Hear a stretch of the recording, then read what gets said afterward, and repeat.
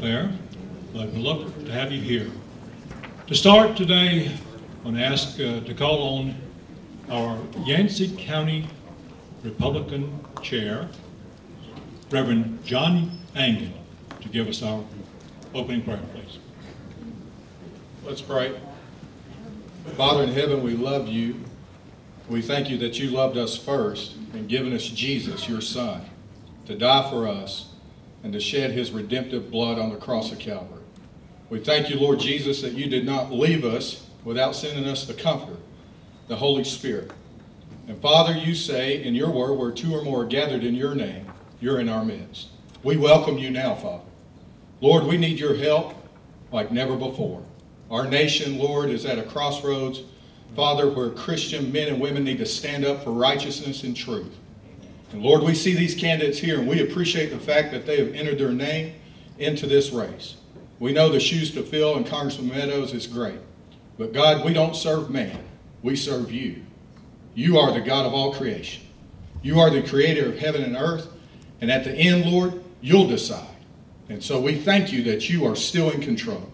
We thank you that you still bless our nation, our president, his leadership, our troops, our law enforcement. And God in heaven, we still pray in the Republican Party that you would bless our party to do the right thing. Your word says that we will make many plans, but your purpose is what's going to prevail. So God, may we get out of the way just enough to let you have your way. I pray these things in Jesus' name. Amen. Amen. Thank you, John. We'll work on this mic at the podium here so we can get good volume. Once again, thank you for coming. I wanted to make sure that we all understand that we are Republicans and you're in a Republican event. I don't know if any of you caught the Democrat debates. That's what I thought. I didn't either. But I heard that in each one of those, they did not have the American flag on stage with them. Oh, glory is with us. Would you stand with me and pledge allegiance? I pledge allegiance to the flag of the United States of America and to the republic for which it stands, one nation under God, indivisible, with liberty and justice for all.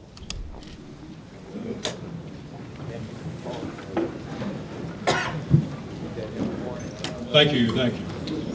We're pleased today to have 10 of our candidates for the seat to be vacated by Representative Mark Meadows, and we're extremely happy to have each and every one of them, and I know that you'll have an opportunity to hear from each of them and to perhaps meet with them one-on-one after the event itself. I would like to mention one thing too. There are openings for volunteers for the Trump organization, and Daniel Langley is outside in the foyer, and he'd be happy to explain to you what the opportunities are and to enlist you to help us, because this is a very important election, as you've heard, and we have to make sure that we have the people on the ground. So please, if you have any indications that you can help one way or the other, stop and talk with Daniel Langley. First, I want to thank AB Tech for their excellent cooperation in putting this event together. They are great people to work with, I'll tell you, and they've met every need and every question that we had. So thanks go to them. I want to thank all the volunteers who have worked hard to put this together as well, and quite a few of them, as a matter of fact.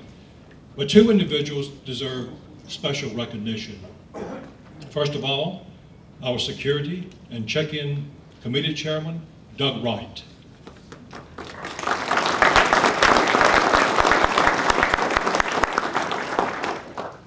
And then our questions and format chairman, David Sawyer.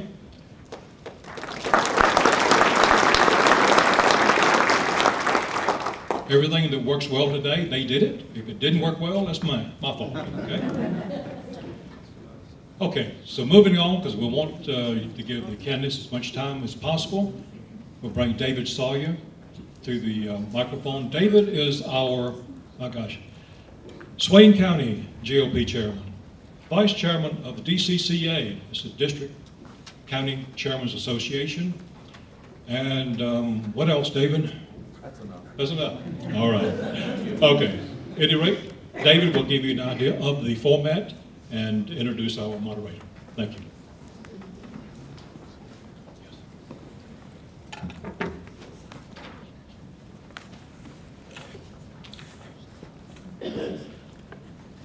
Thank you, Aubrey. My role here is to give you a thumbnail sketch as to how this is going to be conducted, and also make available to you an opportunity to pose questions yourself. I'll get to that in a moment.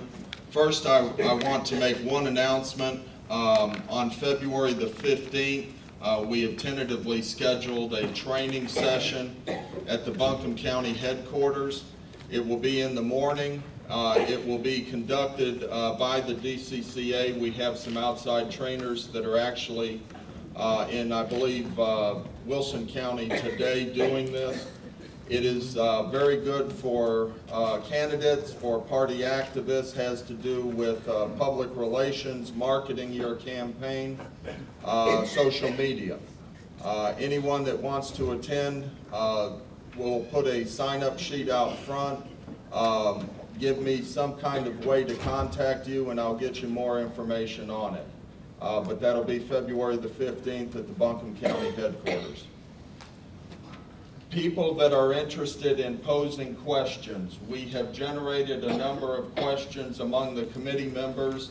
Committee members include John Anglin, Bruce Hatfield, Carla Miller, myself, and Trish Smothers. Where's Trish? Somewhere here.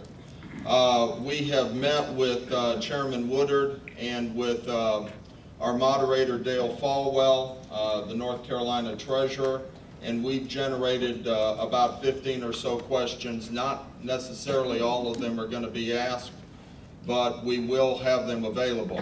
If you would like to ask a question, we ask that you prepare that on a 4x6 card. These cards will be passed out throughout the forum. Raise your hand if you're interested in posing a question. We will collect them, and we won't have time for all of them, but you may hear your question asked. If during the forum you have something you want to ask, again, raise your hand. We will try to get to you, but let's not interrupt or be a distraction to the forum itself. Now, some of the rules. The forum is going to last approximately 2 hours. We can go for about 2.5. We need to try to be out of here by 4:30 at the latest. We will cut it off at some point after 2 hours. The forum will begin with the welcome, which you've had, a Pledge of Allegiance, and this is the only explanation of the rules. The rules have been provided to the forum participants. We'll have 5 microphones. I think we've got those there. That'll be good.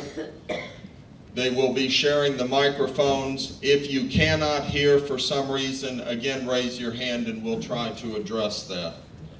An initial question will be posed by the moderator. The moderator will have discretion on which question to pose, and it will be posed to the person that the moderator chooses. There will be 2 minutes to answer that question. We have timekeepers here that will notify the speakers of their 2-minute warning, which will be at 1.5 minutes. The moderator will have discretion to then go to a second person for an answer to that. The moderator will have an opportunity to allow a rebuttal if someone is brought up. We're all Republicans here. We're not looking for a big battle between candidates, but if a name is brought up, the moderator will have discretion to allow that person to respond for 30 seconds. There will be 2-minute opening statements. The opening statements will be according to this order. The one Mr. Cawthorn here will be first. This was determined by a drawing, a random drawing, and this is the order that the names were drawn in. The candidates were here during the drawing. We have the closing statements will be for 2 minutes. The moderator will tell you when the closing statements are to begin.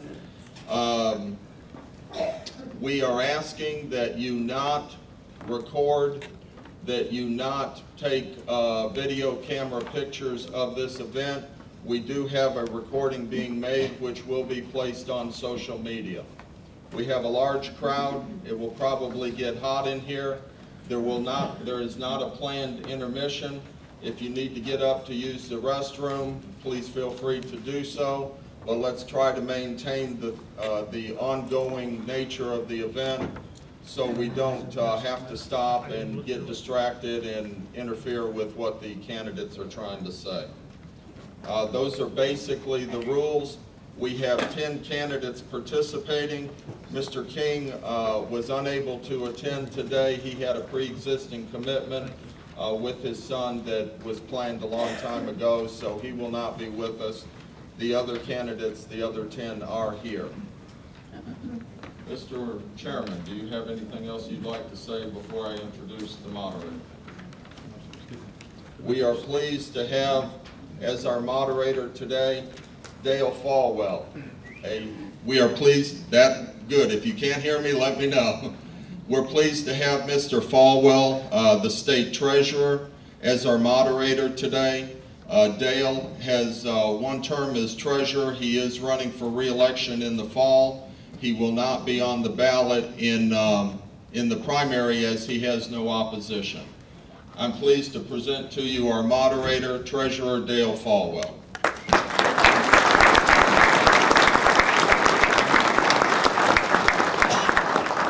Good afternoon.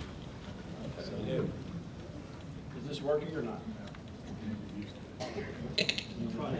Can you hear me okay in the back? Because these people need this. All right, let me get through the first part. Thank you all for coming, and thank this committee for having me. It's always great to be in Asheville and Western North Carolina. And I want to thank all of you for making the choice. All of you had a choice today about where you wanted to be, and you chose to be here. So thank you for making that choice. It's really important to folks like myself and other statewide candidates who are running. As you may know, there are many of you who live closer to 4 other state capitals than you do your own. Physically, you're closer to 4 other state capitals. So anytime we get an opportunity to bring Raleigh to you, we take advantage of that. I was talking to Jesse at the Mountain Express the other day, and I was just reminded of what somebody told me a long time ago. There's 2 types of people in North Carolina: mountain people and people who want to be mountain people. Congratulations on all you wanting to be mountain people. In Raleigh at the Oakwood Cemetery is the headstone, the burial, final resting place of Jim Valvano, Coach Valvano. And literally on his headstone it says, every day you need to laugh a little, cry a little, and think a little. I think over the next 2 hours, hopefully you won't be crying any, but I think you will be laughing and thinking a lot. This is a very important debate, and I just wanted, before I go into the questions, just want to tell you, in honor of another congressman, 160 miles from here, former congressman named Howard Coble. Some of you remember Congressman Coble. He used to go home on the weekends in Alamance County around Burlington. He would thank his mom, Senator Heiss, for that big spread of food that she put out. And his mom would say it just didn't jump up on the table by itself. You've heard the introduction of this committee. This event just didn't jump up on the table by itself. So I think all of those deserve another round of applause for putting this together.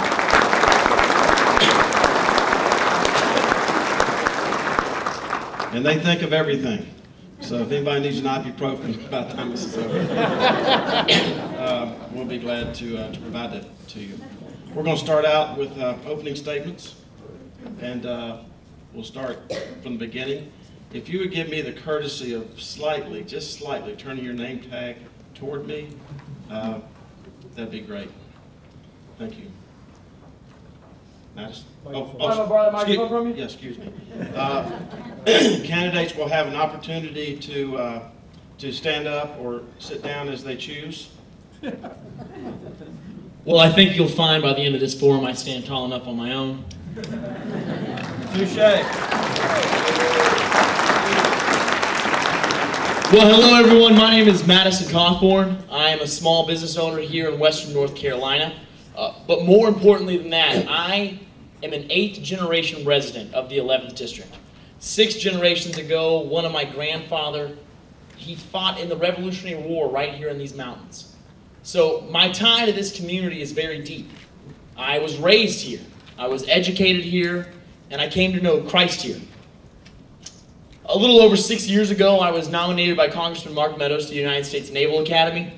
And then my plans were derailed, though, when I was on a road trip with a very dear friend of mine. We were driving at 70 miles an hour down an interstate in Florida, and for whatever reason, he fell asleep at the wheel. The car then ran headlong into a concrete wall, and my life was changed forever. After being burned alive, having every major every major bone structure in my body broken, and coming to within an inch of death, I spent a long time in the hospital. It was months and months in an ICU unit in a rehab hospital before I was able to return to my wonderful mountain community. Many of you in this room I know who have prayed for me, and those prayers sustained me, and they got me through to the end. When I returned home, I was allowed to work for Congressman Mark Meadows. He invited me to be a staff assistant. My time with him was invaluable. I learned what it is to be a statesman from him. I saw him work up close. And when I heard that he was stepping down, I realized that now is the time to act. I took inventory of our country, and I realized that we have no time to wait. We have leaders like Alexandria Ocasio-Cortez, Ilhan Omar, leading our youth off a socialist cliff. So I humbly ask for your vote in November, or in March, before we get to November. Thank you very much.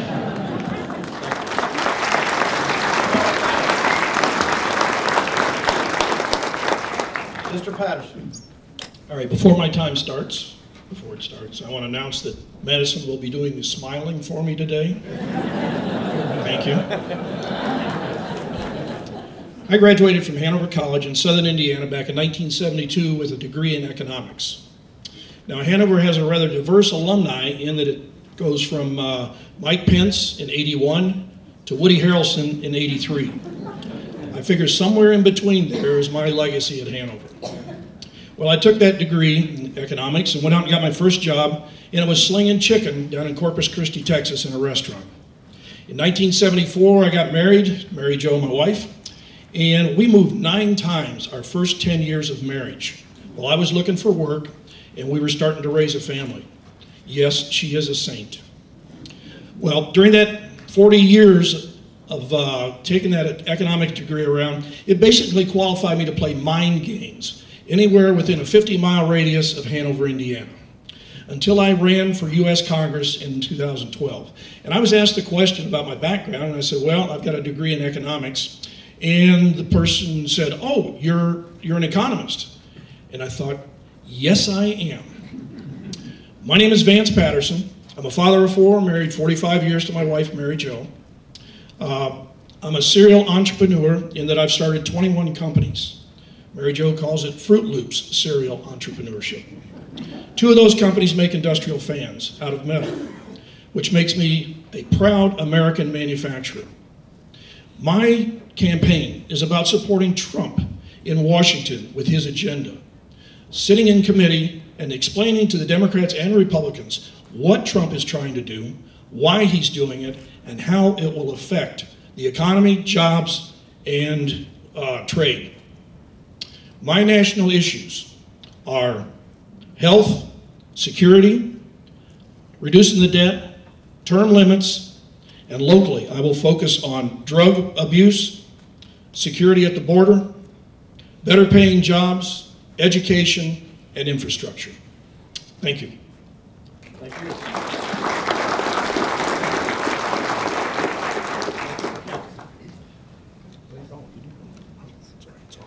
Okay. Yes, I'm Steve Fickett Jr. Oop, not on yet? I believe you need that one then.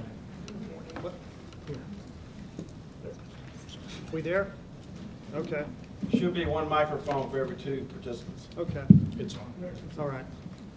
I'm Steve Fickett Jr. I was born in Brooklyn. And I got out of New York when I thought it was the center of the universe. It's not. Joined the Air Force, went to Nellis Air Force Base, met my wife there in the education office while I was taking classes, married her. Long story short, we moved back here, been with her for 40 years. And every day is a crossroad. The Democrats and the intellectuals know that they're better than you. They actually believe that. That's why when the common man with uncommon names who build their ivory mansions of higher learning and gated communities, they tell the workers to get out when it's completed, because they're not worthy to be on their self-proclaimed consecrated ground of enlightenment. Their area of expertise is the capital and gated communities.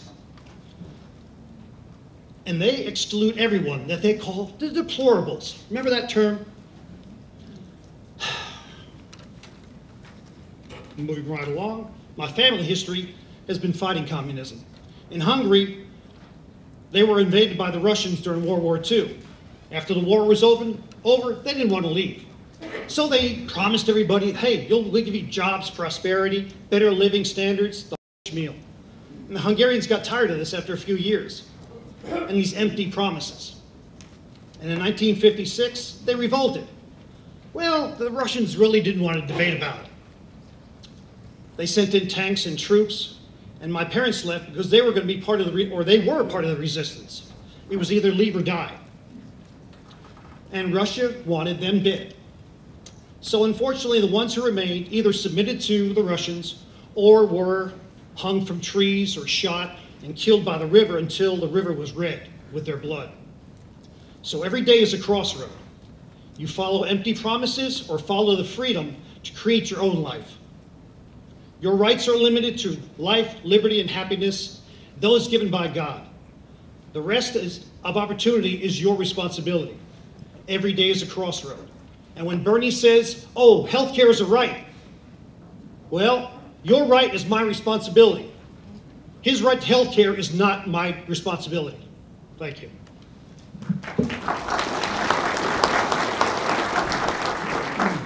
Mr. Wiley. Thank you for the privilege of being here, and for, I thank our Constitution for the privilege of applying for this job. I also am a native of the 11th District, born and raised in Rutherford, primarily in Canton, Haywood County. My mother's people were from Rutherford County, and they also were around during the 1700s. My dad's people were from Highlands, and so I spent a lot of time in Highlands also. In recent years, I'm a physician, a cancer specialist, and I've worked in clinics ranging from Cherokee County to Jackson County to Buncombe County. So I am very familiar with this district, and I really have a deep feeling for the district and for the people, and that's why I'm applying for this job. I think as a physician, and also before that I was a nuclear engineer, NC State graduate, until I saved enough money to get to medical school, and then for the last 40 years I've practiced medicine. About 10 years ago I gave up the full-time practice when I was head of the ECU Cancer Center, and retired from that, but a Navy buddy of mine, I was in the Navy Reserve for 30 years, mostly in Vietnam era. Navy buddy of mine called and said, there's a job in Oak Ridge you ought to do for us, which was to head up a group of nuclear emergency response people to train people in U.S. embassies around the world. And so for the past 10 years, I've been doing that in 25 countries, including Iraq, Israel, Korea, Russia, number of places, Venezuela. So I'm very familiar with these foreign policy, and I think I'd like to make my, if I were fortunate enough to be in that office, I'd like to focus on medical care, public health, conservation, clean water, things like that, as well as on foreign policy issues such as preventing nuclear war. Thank you. Thank you.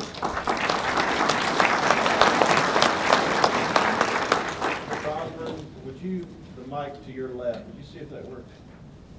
This one or this one? To your left. I know nobody It's up gonna here fall. goes Can I to turn the it left, on? but just You for hear? a moment. Test, test, test. Okay, yeah. And bring that other one down. Okay. Yeah. Right. Okay. Mr. Austin.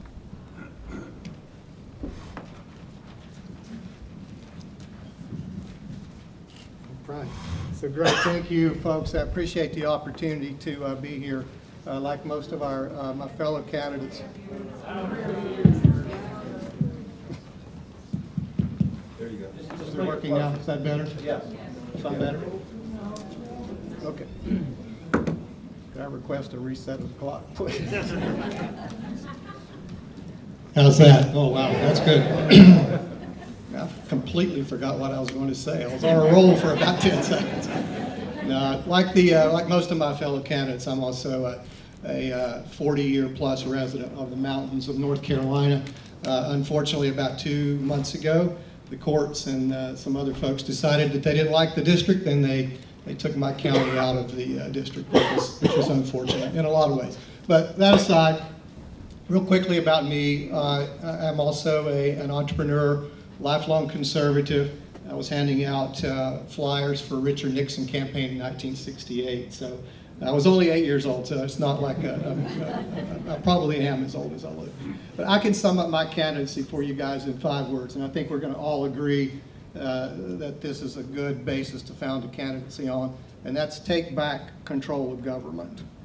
There's a reason that 85% of Americans feel like or dissatisfied with Congress. 65% of Americans think America is on the wrong path. And the reason for that is that we've had control of our government stolen from us, folks, basically by politicians. And this hasn't happened overnight. This has been a slow thing coming, and because of that, I don't think we've really felt it. Any of you satisfied with the way things are going on in D.C. now? Is there a single hand in the room? No. So none of us are. None of us are. But the question is, what are we going to do about it, and when are we going to do it? Here's the scariest thing for me. In November of 1780, James Madison wrote, by candlelight or lamplight, that his biggest concern, and Madison, not only Madison, but Hamilton and Washington also agreed with him, that our biggest fear, their biggest fear, and our biggest fear should be that at some point in time, entrenched and established faction politics would become so pervasive that our systems of checks and balances cease to function. And folks, if our checks and balances have not ceased to function, I don't know when they will. But thank you. I look forward to questions later on.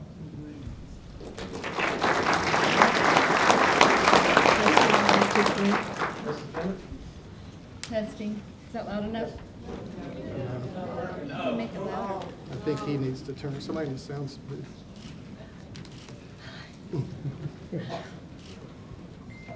Is it testing loud? Is it loud enough now? I believe it's working. It's working. Okay. Okay. They said they were going to fix it in the sound booth. I'm not sure if that's going to happen or not.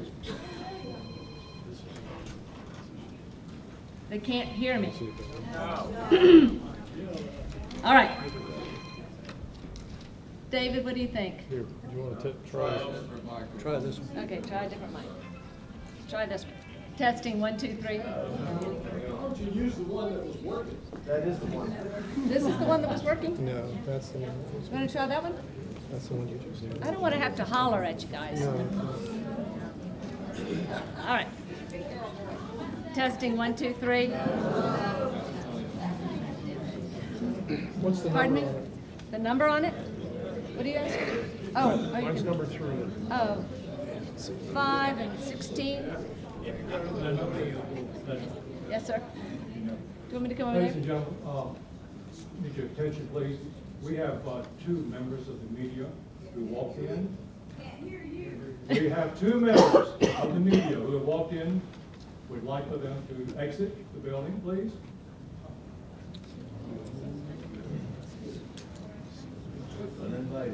Please, now. So, excuse me. Hey, I'm Joel Burgess from the Asheville Citizen Times. Jerry Green told me to come in, ticketed me. Aubrey, Jerry, if he needs to leave, that's fine. Okay. Thank Why are you asking me to leave? No one else has been asked to come in, so please leave. Thank you. All right.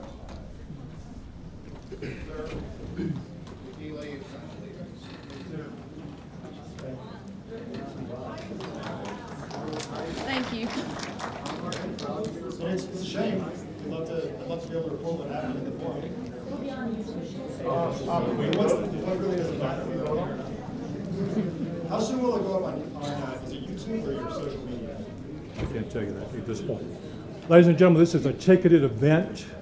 It was by invitation, and that's why we're asking for you to leave, please. I don't want to act like a Democrat. I would like everyone to be in here. So if he's got a ticket, I would suggest he be allowed to stay. Let's see a show of hands of the candidates who are making these folks feel welcome. I think that this press should be allowed to stay so people can hear what we have to say.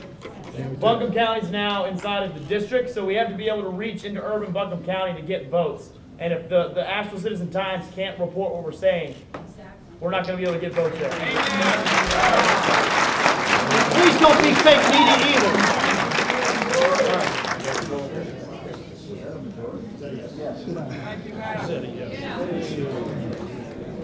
Okay. Ms. Bennett? Yes? Your time's My time's Please, up. please silence yourself. That's still not working, I don't think. So, do you want me to come over there, or how? This doesn't work. Okay, that's not working either. All right. Madison, is that microphone? This is microphone number 4. If you can connect that, we'll pass this to her.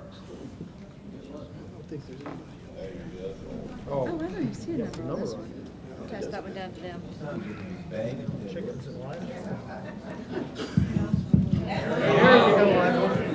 Number 5 is working?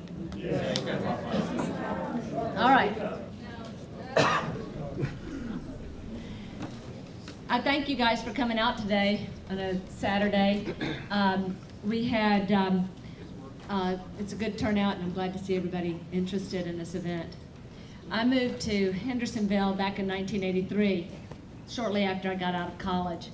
And shortly after that, I met my husband, Pat Bennett, who's here today, and I moved to Maggie Valley about 26 years ago. We've both owned and operated several small businesses in the area, and I've been a real estate agent for over 33 years. One of the things I learned in the real estate industry was that art of negotiation. Always try to negotiate from a position of strength. And that is why, therefore, I am going to join the Freedom Caucus on day 1.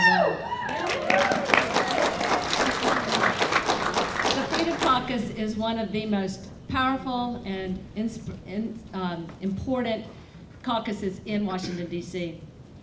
They have actually killed bad bills, and they pull legislation to the right. There's strength in numbers. And you'll notice that a lot of the Freedom Caucus members are strong and outspoken supporters of our President Trump. So I'm going to join the Freedom Caucus on day 1.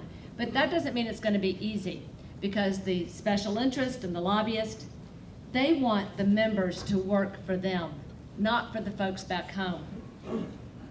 What? 30 seconds. 30 seconds. So, I will be joining the Freedom Caucus on day 1. I am, wow, thank you. I am also a pro-life, pro-Trump, pro-Second Amendment. I support our military, our veterans, our first responders, and our law enforcement.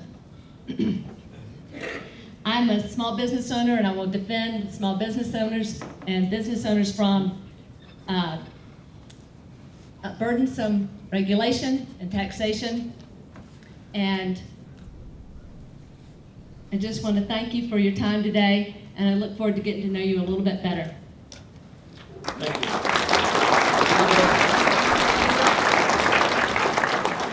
Please silence all your cell phones. Senator Davis. Thank you. You can hear me okay? You can hear me now. My name is Jim Davis. I was privileged to be the senator in the 7 westernmost counties for the last 9 years. For the last 4 weeks, I've been campaigning for Congress. And what do you suppose is the first question on everybody's mind? Where do I stand for Trump? I will tell you that I support Trump. My record reflects that. Matter of fact, I was voting for Trump's policies 5 years before he was president in the North Carolina Senate. We have transformed the state. We have taken a $2.5 billion budget deficit, a 10.4% unemployment rate, and this last year we had a $900 million budget surplus, and our unemployment rate is 3.7%. I have an A rating. I think largely because of the tax reform and the regulatory reform programs that we've implemented. I have an A rating from the NRA, which is the highest rating a state legislator can get. I have a 0 rating from Planned Parenthood. Largely because I voted to defund them. They don't like that. Too bad. I've been voted one of the 6 most conservative senators in the Senate. I have a 91% rating from the American Conservative Union. I've worked really hard in the Senate to get legislation passed that would make it easier for people to start businesses. And I am very privileged to be here. I thank you for the opportunity. And I guess it's time for the next one, all right?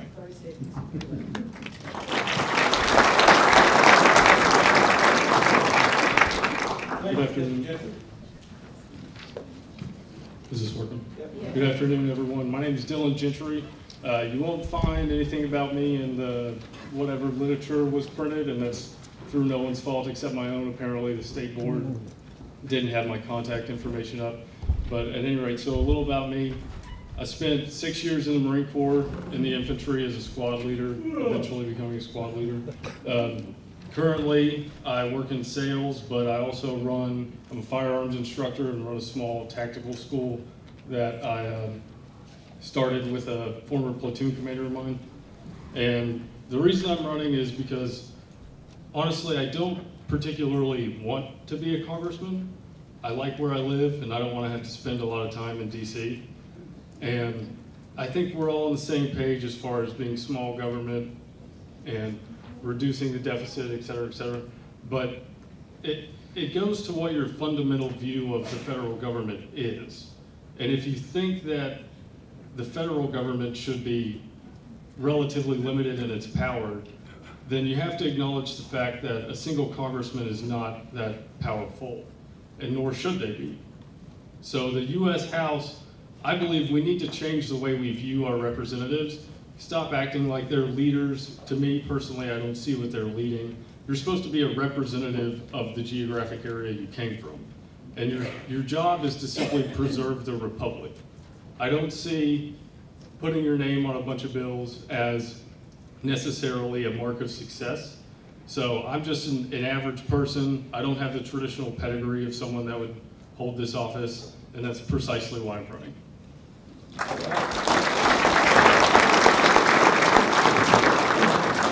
So, I'm Dan Driscoll. I'd like to start off with some thank yous. Thank you for setting this up. To the candidates, thank you for coming. Everybody out there, the media, I know it's now welcome. Thank you for being here.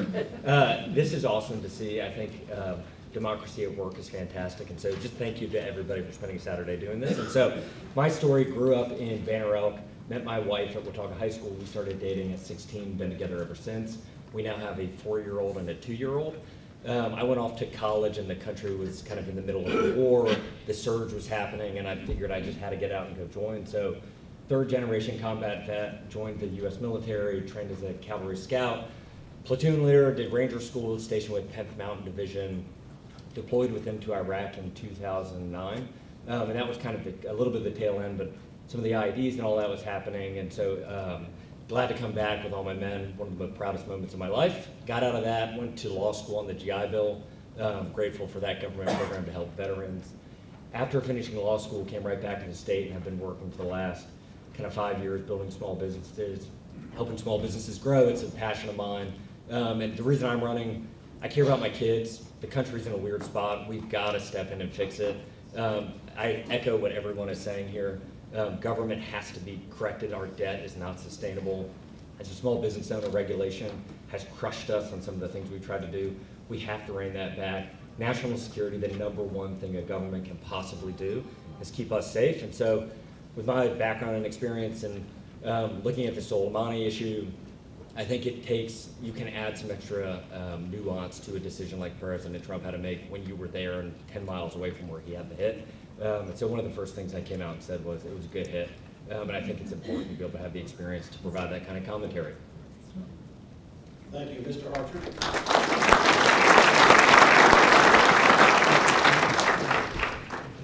My name's Chuck Archer. I've lived here in Asheville for the last 22 years. We raised our 4 daughters here. My wife Ann is in the back. We've been married for 37 years. Yes, you heard right, 4 daughters, 1 wife, 5 against 1, and I love it. I'm a committed Christian. I accepted the Lord 40 years ago. I'm a small businessman. I started out as a CPA with Price Waterhouse. Had a practice here in Asheville where I was managing partner, and then I went out into the real estate investment industry. And I've been setting budgets, managing people, and getting results for the last 25 years. I expect results out of our federal government. Last week, I spent a couple of hours with Mark Meadows, and one thing that he told me is there's something that goes on in Washington. He called it Washington speak. And that's where the politicians get together and they talk about what they're going to do. And then they talk about what they're going to do. They don't do anything. He said when you get a small business person up there, a business person with experience, they go in and they start saying, what are our objectives? What is our timeline? How are we going to accomplish it? And then they do it. I'm a small businessman. I've got a spine of steel. I've got that fire in my belly. And I'm going to go up to Washington to go and make things happen for our country. I'm 110% behind President Trump. What they are doing right now with that impeachment sham is absolutely ridiculous. I think that we need to go and support him, get him reelected in a landslide this fall, and retake the House and send Nancy Pelosi back to San Francisco to pick up the needles. Thank you.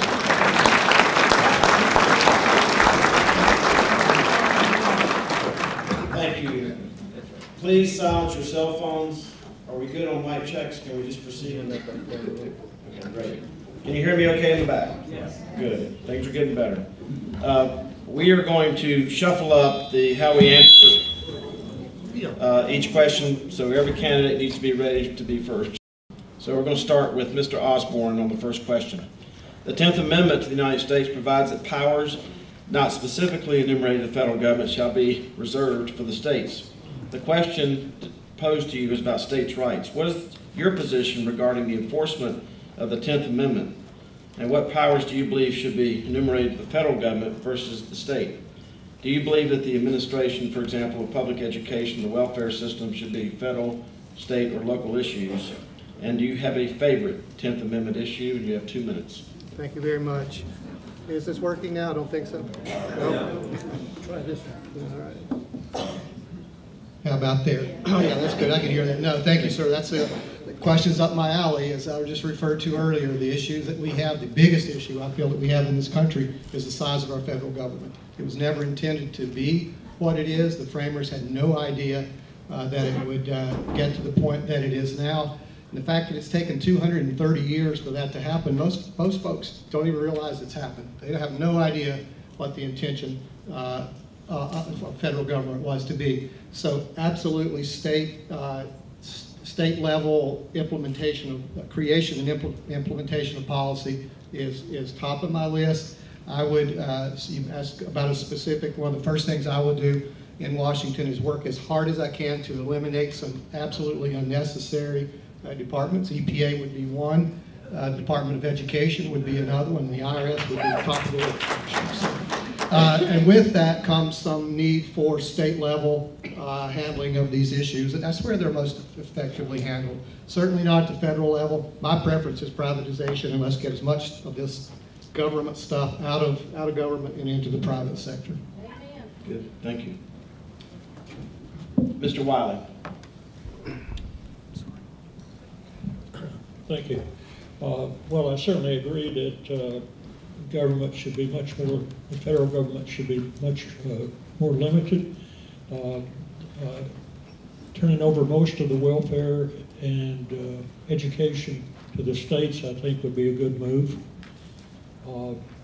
Also think the IRS certainly should have its function split up between state and federal, with the state having a better and more prominent role. Promote the common defense, provide for the common defense and promote the general welfare it's what our Constitution says, and I think the federal government has, in many ways, far extended that charge. Thank you. Thank you. Mr. Fichetti, and let me just say to candidates, as we get toward, if you're one of the last ones to answer, if you agree with what's been said, you'll probably get some more time added to you at some point. And if you say pass, then that's also will be honored. Mr. Fichetti. Well, just to be redundant, we're there, yeah, all right. I don't want to be redundant because Trump is leading the way by cutting and eliminating regulation. Yeah, we need to get rid of the Department of Education. Biggest mistake that was ever made to bring it to that level. You got to take care of your own. Responsibility in this government is key. If you have no core values, the Constitution is just a piece of paper. So all you're going to do is just take slices and slices away from everybody's freedom. So if you don't have God in your heart, if you don't have moral standards, character, you're useless. If you don't know the past, you're doomed to repeat it, and you're a fool. Thank you. And for the mics that are on the table, I know it's make sure the mics are on because we're trying to get all this fixed. Mr. Patterson. All right, let's go back before the 10th Amendment. Go back to the 4th article of the U.S. Constitution states that... Get away from that.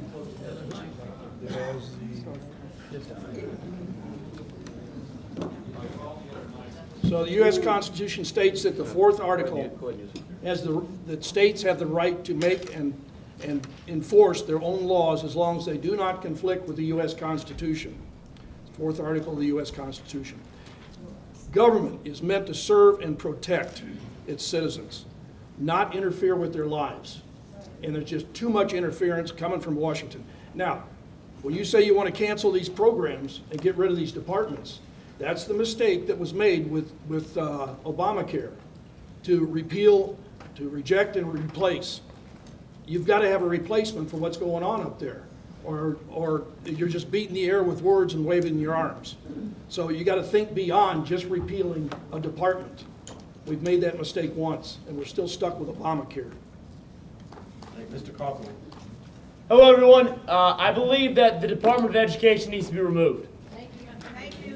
Your children are too important to allow a Washington bureaucrat to decide what their education is going to be.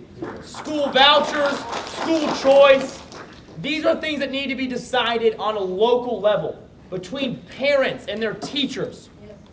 Our children are too valuable to let these socialists in Washington decide how they're going to be taught in these indoctrination camps that have become our public schools.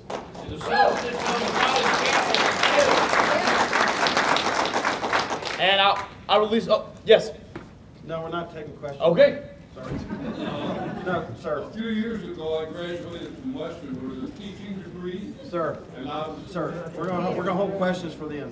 Thank you for your patience. Very kind of you. Go ahead. 10 seconds. 10 seconds. No problem. So we need to get rid of the Department of Education, and with that, I'm going to move on. Mr. Archer? I think if it's been covered sufficiently, I'll pass. Get a check mark, Mr. Archer. I'll chase the same check mark. The only thing I'd add is, do we know why all these different regulatory bodies exist?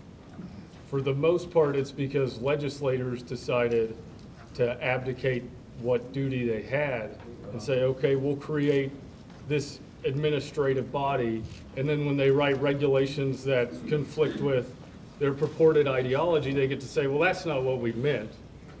But the bureaucrats did it wrong. So to me, it's kind of treating the symptoms and not the disease. Part of the issue is legislators spend so much time fundraising and so concerned about the politics of politics that the governance suffers. Thank you. Senator Davis? Thank you. Coming from local government, I was a county commissioner for 10 years, and I know as well as anybody that all wisdom and knowledge doesn't emanate from Raleigh or Washington. I believe a wise man once said the best government is that local government that best serves the people. There are delineated powers spelled out in the Constitution. All other powers are given to the state, and I believe that we ought to start impeaching judges that think otherwise.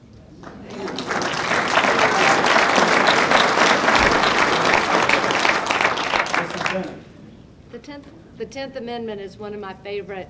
You may help me out. Okay. The 10th Amendment is probably one of the most. Oh, thank you. The 10th Amendment is probably one of our most abused amendments in the Constitution. We have enumerated powers which limits the federal government to the actions on that list. But we find that they're overstepping their bounds. It started many years ago with the Great Society, and it's continued on. When we have a true state involvement, we have 50 centers of innovation that can come up with excellent ideas that we can pick and choose the best solution for a problem that may be facing our country. So the 10th Amendment is extremely important. There's two debates that are going on in the public square right now. One is where the federal government has the authority to control the border, but there's sanctuary cities that are overstepping their bounds and going into the federal government's authority. On the other hand, we have a discussion right now where the Second Amendment is being challenged by the state, and the Second Amendment is protected by the federal government. So we have two interesting debates going on right now that have to do with this amendment. And I'm really interested to hear how they develop over the course of the year. We'll start with Ms. Bennett on question number 2. President Trump has made a campaign promise in 2016 to build a wall on the U.S.-Mexican border. This is a multi-part question. Do you support construction of a wall on the southern border? Do you believe that federal money should be used for the construction of the wall? And more importantly, and more recently, USMCA has potential to reduce immigration problems. Do you agree or disagree? And why should Western North Carolina care? You can't hear back here. Those in the audience who know me know I'm not the tech person, so I'm doing the best I can. Let me say it again. President Trump made a campaign promise to build a wall. Do you support the construction of the wall? Do you believe that federal money should be used for construction of the wall? And the recent legislation, USMCA, do you think it has the potential to reduce immigration problems? And why should North Carolina care? Ms. Bennett. Thank you. Oh, my goodness. You don't have to Okay. answer all of them. Oh, good. Let me see if this one will work. Okay. If this one is not working either, good thing that's, okay. If you hold it really close, it'll work better. Okay. But it's not working yet? All right. Anyway, number 1. What? All right. I'll just try to project. What am I going to do, Dale? Are there any microphones here that are working?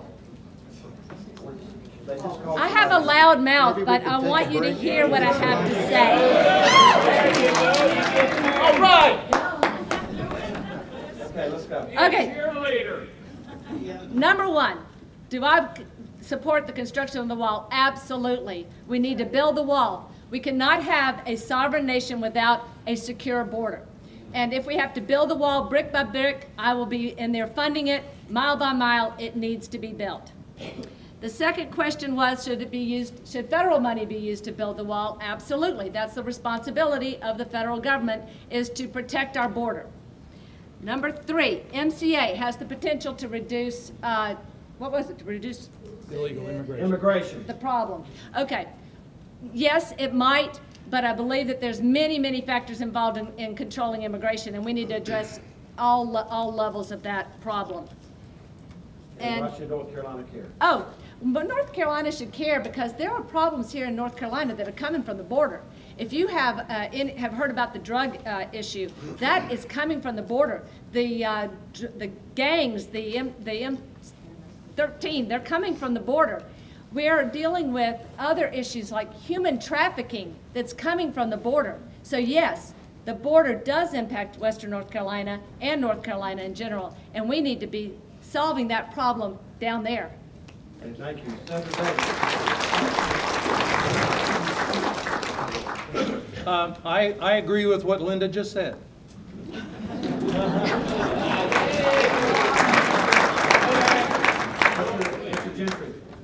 I agree as well. The only thing, yeah, the federal government should pay for, I'm not a fan of.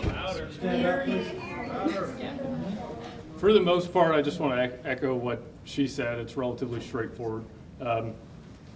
That's one of the only obligations of the federal government, is to ensure our sovereignty. So to hear Democrats talk about this issue, it's honestly, I don't understand how you can follow that logic train of America is a no good, terrible, very bad place, but also we need to let people come here without any sort of vetting or restriction.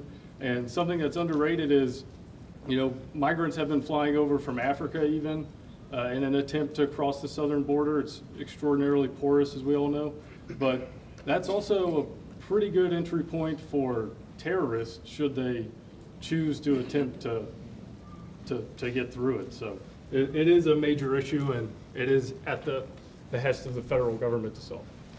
Mr. Driscoll. So I took a check on the last one, so I'll reference back and then do this one, get 2 for 1. The most sacred duty of the federal government is national security. That, I mean, if you had to pick one single thing, the border, it's a preposterous, to your point, it's a preposterous stance to say we should be letting people come in that we don't want here and don't allow here. And so it's border plus whatever it takes as a country to seal up our borders. Any other stance just logically doesn't make any sense, and anybody that holds that stance, anytime any of us have heard them try to defend it, it makes no sense, to your point. And so I unequivocally and wholeheartedly think the borders need to be sealed. Thank you. Mr. Archer?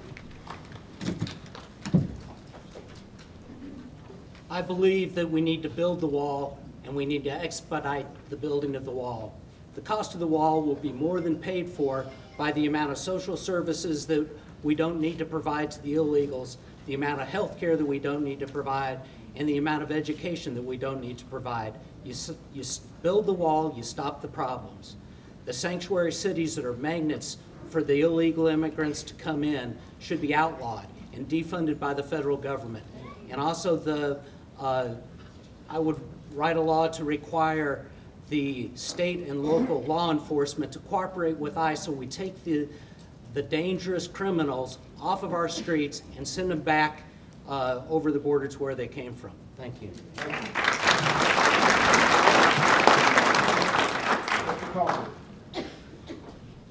Pass. Mr. Patterson? We shouldn't just build the wall. Stand up, please. These mics are We shouldn't just build the wall. The wall should already been built. It should have been built back during the Bush era, you know, when we had Congress and everything. Why it's been taking so long, I don't know. In the budget this year is $1.4 billion for the wall. Finally, there is money in the budget. It's hard to stop the problems here in the United States while we're still hemorrhaging on the border. If we build that wall, it will focus the efforts on the cross points. so Border Patrol can focus on the criminals and not the families trying to come in. We've had, what? 30 seconds. Oh. How it affects here in Western North Carolina, we've got job openings here that we need and need to be filled. There are 7 million jobs not filled in the United States right now, but we can't get good labor coming across because our green card program is such a mess. That is something that needs to be fixed. Time. Thank you. Mr. Fischetti. Just ditto with everything that's been said. Mr. Wiley. Yeah, I also agree with everything that's been said, and would like to emphasize several other things though. Okay, I agree with everything that's been said. Sorry about the no microphone. I'd like to emphasize several statements that were made about walls and terrorism. In my last 10 years, I've had many visits to Israel working with the IDF on emergency response, and I've seen these walls, and I know they work. Walls do work. They don't cut down drugs entirely. They don't cut down all the bad things that can come about from overloading a society with a burden of extra health care, extra housing, extra welfare, and so forth. And the loss of jobs from the many immigrants by our citizens in Western North Carolina is a big factor, I think.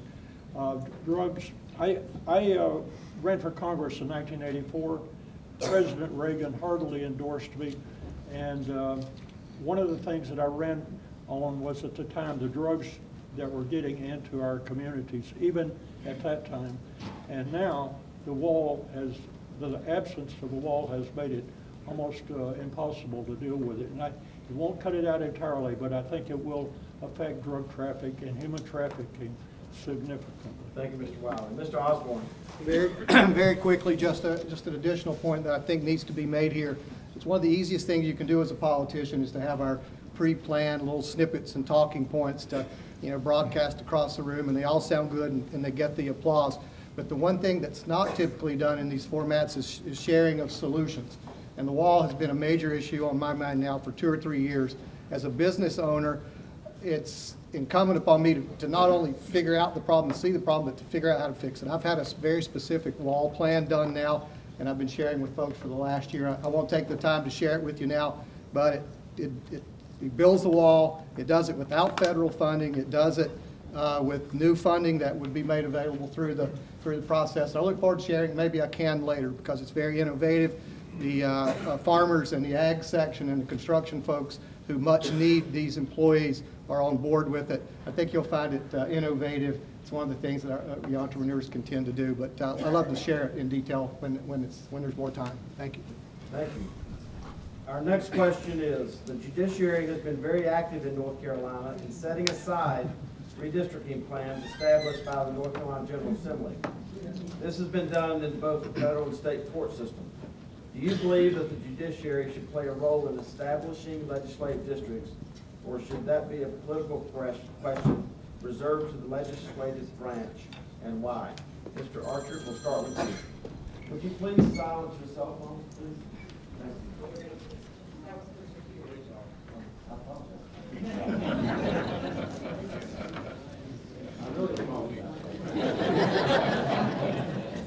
I think our state constitution is clear. The responsibility for the political districts is up to the legislature, not to the courts. Period, the end. And I think if you take a look at what President Trump is doing, we've got over 180 new appointments to the courts, and he's on a roll. We need to get him reelected this fall and keep putting good constitutionalist jurists on the courts to take us forward for the next 20 years.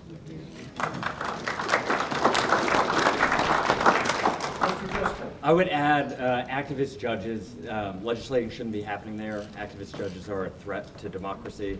The checks and balances you referenced earlier, the judiciary was not meant to be passing laws.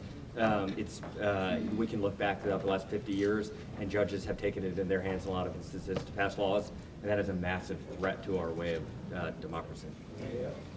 Senator Davis? I was proud to be in the legislature to vote for the voter ID question to be on the ballot for the citizens to decide.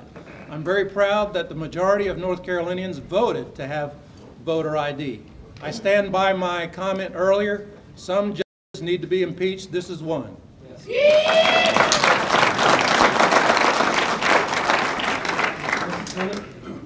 As a follow-up to what Jim just said, David Barton from Wall Builders has a plan, and he says, he says that if you impeach one judge, they're so conservative that they will all fall in line. It's not going to require a lot of impeachments of the judges, but it is a process that we should be using to rein in activist judges.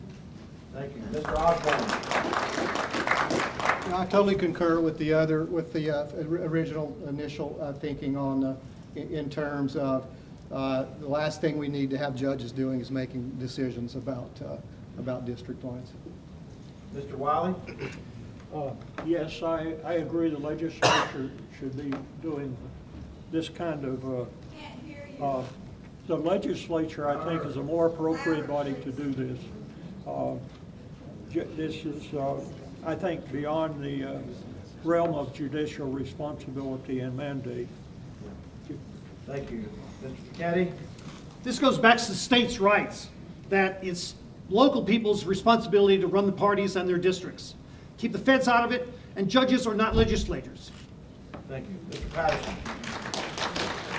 This has to be a personal issue or a personal decision because I'm running for a federal office. And you don't want me coming down as the feds telling you what to do down here in the States. So, yeah, I'm against it personally, but I don't have any action to take on it. Mr. Cawthorn? We are currently living under a tyranny of the judicial system. Right now we have judges who are legislating from the bench, something that the Founding Fathers never intended. We have 3 equal parts of government, and they all have ways that they can check and balance one another. The way that the Congressional House can balance and hold in line the judicial system is we already have it in place in our laws that we can impeach judges in a vote either in the North Carolina State House or in the U.S. House if it's a federal judge. All we need is congressional leadership that is willing to stand up and have the backbone to fight back against the judicial system.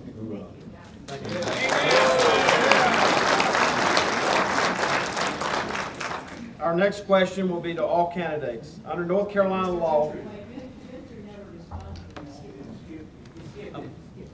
Well, very hard. I second. There's 10 candidates and 10 questions, and the way I was taught, I had 100 opportunities to make mistakes. That's my first one. Thank you. Mr. Gentry, I apologize. Mr. Gentry, please. I second what was said, especially regarding the activist judges. That the thing that I think irks me the most is, a lot of the complaints are pushed by the left, and it's not that they have a problem with politicians drawing lines, they have a problem with the wrong politicians drawing lines. So the inequity of it, the hypocrisy of it, but what everyone else said is correct. Thank you.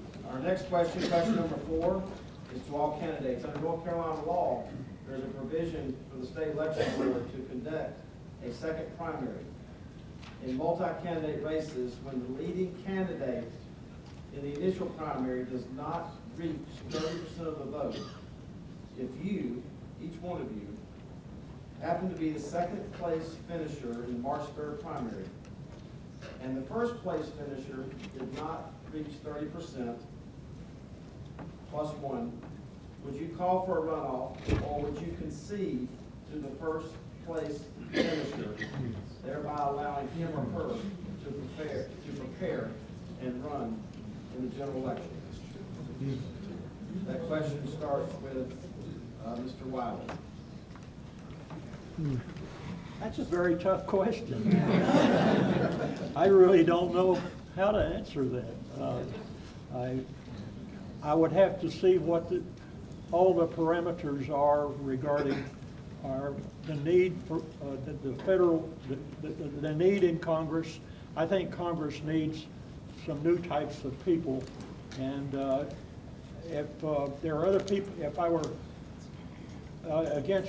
if I were a tie, so to speak, with another person, I'd like to look at their credentials and see if they feel what I think are the important values that a congressman should do. Thank you. Mr. Pichetti?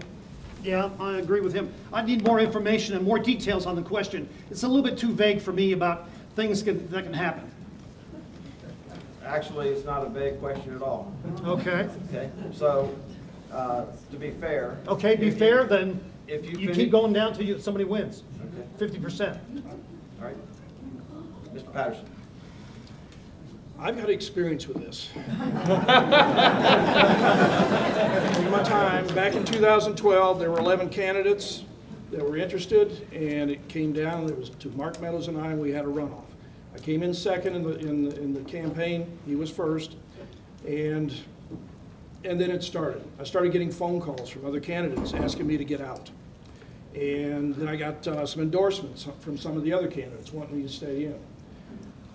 The real issue was, I wasn't worried about the party, I'm sorry. I was worried about the people that were supporting me, the ones that had voted for me, the ones that had worked for me. Did I just want to step down and give up, or what? Well, I didn't. There was a runoff, and I came in second again. So asking me now whether I would give up, that's not a good question to ask me right now. That was fair. Thank you. Mr. Cawthorn. You know, we're not the Democratic Party.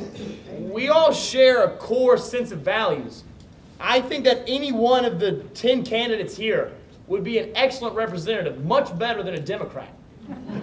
But because we all share core values and we all have human decency and we're all Southerners, I believe that if we go into a runoff election, we're not going to start playing the dirty games that are going to damage us in the general election. I have confidence that any of these people who, if I was coming first or second, would not then run a smear campaign just giving the Democrats ammunition in November. So I believe that a runoff is absolutely acceptable in this race because we're all decent people. We are all Christians. We all believe in the Second Amendment. We all are pro-wall. We're pro-Trump. We all want to join the Freedom Caucus. We're all good people. We will not take each other down. So a runoff election would be totally fine. We would not give the Democrats ammunition.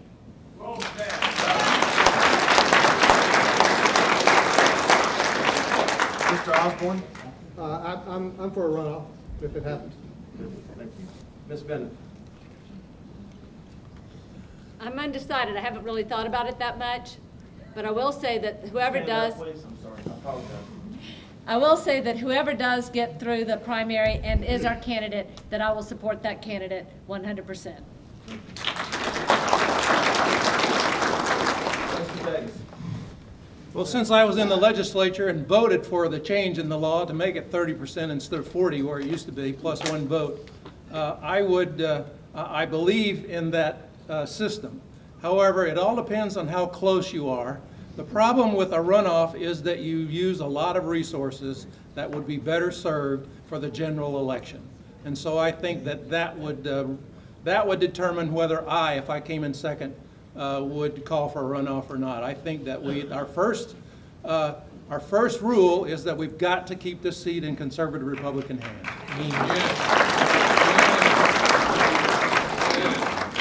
Mr. Gentry? I second what's been said, particularly what the senator said. You know you got 3 check marks, Mr. Gentry. I'm saving it up. You got a lot. Mr. Driscoll? Seconded Senator Davis's perspective. Driscoll's catching up with you. Mr. Archer? Well, if I come in first, I don't want to run off.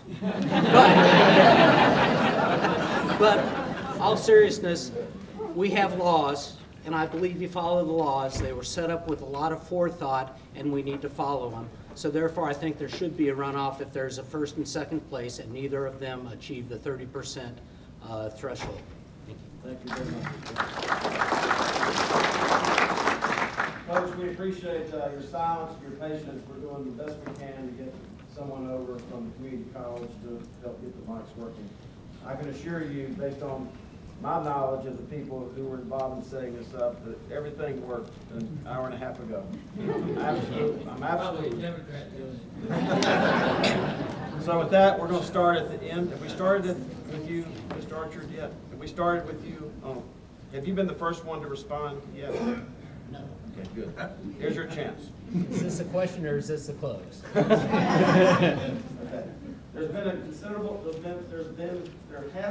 considerable discussion around the country regarding the establishment of sanctuary cities, counties, and states, and law enforcement jurisdictions, where the sheriff or other chief law enforcement officer refuses to cooperate with Immigration and Customs Enforcement, otherwise known as ICE, as the latter attempts to carry out federal duties. What is your position regarding the establishment of sanctuary jurisdictions and the refusal by law enforcement officials to cooperate with federal ICE? Well, I think it's criminal to turn criminals out onto the streets where they can harm American citizens. When you have a sanctuary city, that's like a magnet to go and draw illegal immigrants in because they feel safe. I think that I'll write a law to prohibit federal funds going to sanctuary cities or sanctuary states. Second of all, related to the ICE detainer requests, we should be going and cooperating to keep the citizens safe. If the state government, like our local sheriff here, refuses to cooperate with ICE and turns a sex offender out on the streets like he did last October, I think he ought to be in prison and not.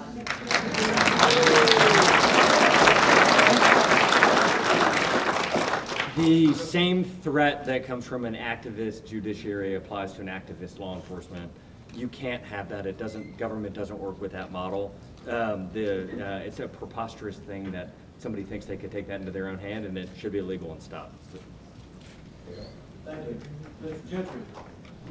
I don't want to say I second, but I concur. How's that? Yeah, it's an absurdity. I don't understand how they're even able to get away with this. You know, it started out as denying the detainer request, and then kind of morphed into no, we're not going to cooperate, or we're even going to circumvent. We're going to tell people when any kind of raid happens. So how to stop it? Is there a way to legislate against it? I mean, they're already not following the law, so I'm not entirely sure precisely how to end it, but it shouldn't be happening. And if a local law enforcement agency, I mean, I think there's some merit to if they don't want to participate in raids due to resources without being reimbursed, something to that effect. But in terms of the agency as a whole denying a retainer, that on its face is ridiculous. Thank you. Senator Davis. Well, another opportunity that I had for a bill that passed the legislature to require sheriffs to honor the detainers. And unfortunately, our governor vetoed that bill. And that's another reason why Cooper has got to go. Yes. Yeah.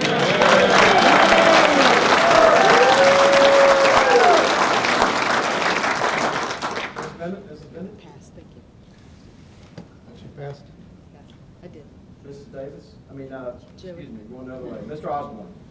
Yeah, I will second Cooper's got to go. So I don't expect an applause, but he's got to go. Tell you something else that's got to happen too. We've got to get Shifty Shift out of the Intelligence Committee and getting Devin Nunes back in it for sure. Yeah. So, but to the sanctuary city thing, of course, it's absurd. It should never have happened. But I am for one sort of sanctuary. I want to make the 11th district a sanctuary for pro-God, pro-life, small government, pro-gun. So that's my sanctuary. Mr. Wiley? Yeah, I think that the only thing a congressman could do to help here would be to, defund cities which have that kind of policy.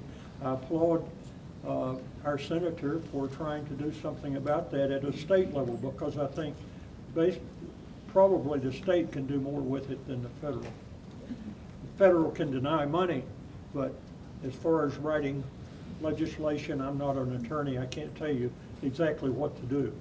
But I think the state legislature is the appropriate place to solve this. Mr. Pacetti. I don't know why this is up for debate. If they're breaking the law, why don't you just run in with some other law enforcement and put somebody in prison? Why are they walking the streets? Are they not taking an oath to do what they're supposed to do? Thank you. Mr. Patterson.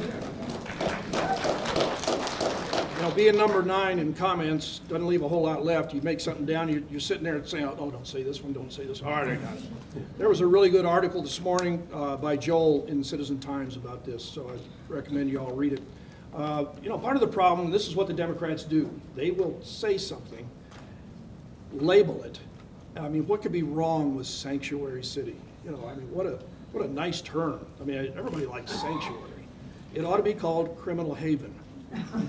But this is what the Democrats do. They will label something so that you like it, and then they can sell it to the media, and the media sells it to the masses, and they eat the thing up. So, you know, that's one of the problems. And then I go along with what everybody else said. Thank you. Thank you. Mr. Kaufman. The fact that we even have to deal with sanctuary cities is ridiculous. You shouldn't be able to get into our country as an illegal alien. Now, the problem that I think we have with these sanctuary cities that's attracting so many people to come across our southern border is that it's created a major business structure for organizations to use. We have cartels on our southern border who just show that they can defeat the Mexican military whenever they want and wherever they choose.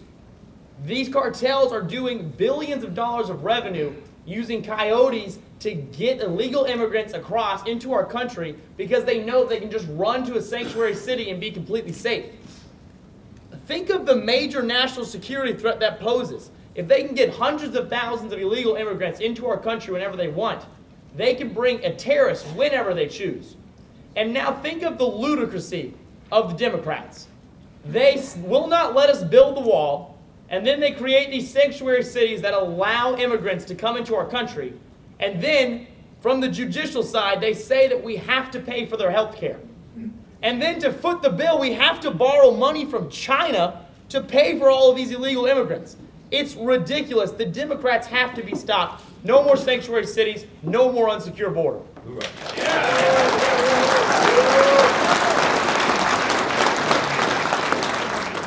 Our next question is rather lengthy and very technical. And we're going to start with Mr. Patterson. Many of the counties in western North Carolina, especially in the 11th Congressional District, have substantial portions of their land in the county owned or controlled by the federal government. These counties are supposed to be compensated for this ownership by the payment of a PILT, which is payment in lieu of taxes. PILT payments are determined by the federal government, and counties who have the cost have little, if no say, as to how much they receive. As the federal representative and the congressman from the 11th District, what would your approach be to ensure fairness for western North Carolina, the 11th Congressional District, and these counties where the federal government has substantial land ownership? And how would you treat the calculation of these PILT payments? And what do you think the payment should be spent on once the counties receive it? You're saying the government already owns the land? Yeah. National forestry and other things. I guess I don't understand the question. Yeah, what's your point? Okay. If they own it, The point is, what would you do as a representative for the 11th Congressional District to make sure that the PILT payments are in relation to the amount of money that these counties deserve to get? And what would you do to increase that? Well, first of all, my opinion is that any payment from government is probably not enough because it's coming back to the citizens that paid it. Yeah. I'm reading the questions, that's all I'm doing. It's a sad question, I'm sorry. You know, I mean, sitting here, I'm not real familiar with PILT payments, other than I'm sure I pay into them. Like anything, like any legislation that's going on, I want to, and refund that comes back, I want to make sure that Western North Carolina is going to get their fair share of it. like the infrastructure bill that's coming through. We need to make sure that we get our fair part of that to produce safe, fast travel in Western North Carolina. That's part of my campaign. So I would look into whatever issues there are that affect us from the federal government, and certainly want the feedback from the people that are being affected by it, other than just me as a taxpayer. Let me try to simplify it. I'll take it. Well, I'm going that way. Thank you, Mr. Fichetti. Basically, the federal government owns a substantial amount of property in some of the counties in the 11th district. There is a process for a payment in lieu of taxes because that land is off the tax rolls of those counties. So what would you do to ensure? How much they're getting paid?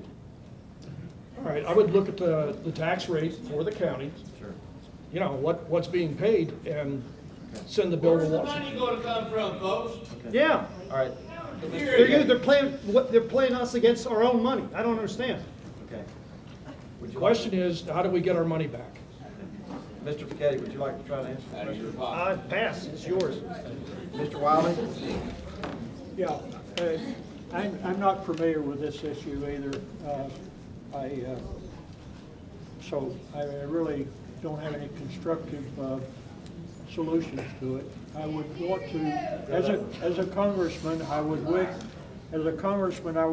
if that kind of issue comes up, I would try to have a lot of town meetings in the county that's mostly, or the area that's mostly involved, and try to learn what the people in that district think and think is fair. Mr. Osborne? This issue speaks to, again, the bigger problem that we have in America, and that's relying on federal government for everything. And someone asked, where's the money coming from? That's just it, folks. It's coming from taxpayer dollars. So everything we can do to shift federal government out of the role of everything going on in the country is better. I'm ultra small government. So I hope that maybe helps with that. Thank you. That is a complicated question. Several of our counties are substantially owned and controlled by the federal government. First of all, the Constitution of the United States does not allow for the federal government to own land in the first place. So there you go, having a problem that was created by doing something wrong in the first place. So if the money comes to the county, one of the questions was, the county gets to spend it any way it wants because it's the county's money. It should not be controlled by the federal government how it spends the money once it flows through to it. There's also the benefits that come to the county through timber sales and that type of thing that benefit the local economy. But I know that there's a lot of issues here. Trump, our president, has changed many of the guidelines and many of the uses on federal lands over the last 3 years. And some of the benefits that we've received from that, not here locally, but across the country, is that we now have energy independence because he has released the land to be used to produce oil and gas. So that has been a benefit to us. But there's a lot of issues at play here on both sides of the equation. Thank you. The 7 counties that I represent in Western North Carolina all receive PILT money. And Swain County is the biggest recipient. I think they get about $650,000 a year. The reason why they get that money is the federal government owns so much of the land, so they don't have the tax base to support the legitimate functions of government. If they didn't get that money, and like I said, it was $2 million for the 7 westernmost counties. It's a drop in the bucket, but I think we ought to watch every penny that we spend for the federal government. But when you're looking at these poor counties like Swain and Graham, even Buncombe County gets PILT money, I understand.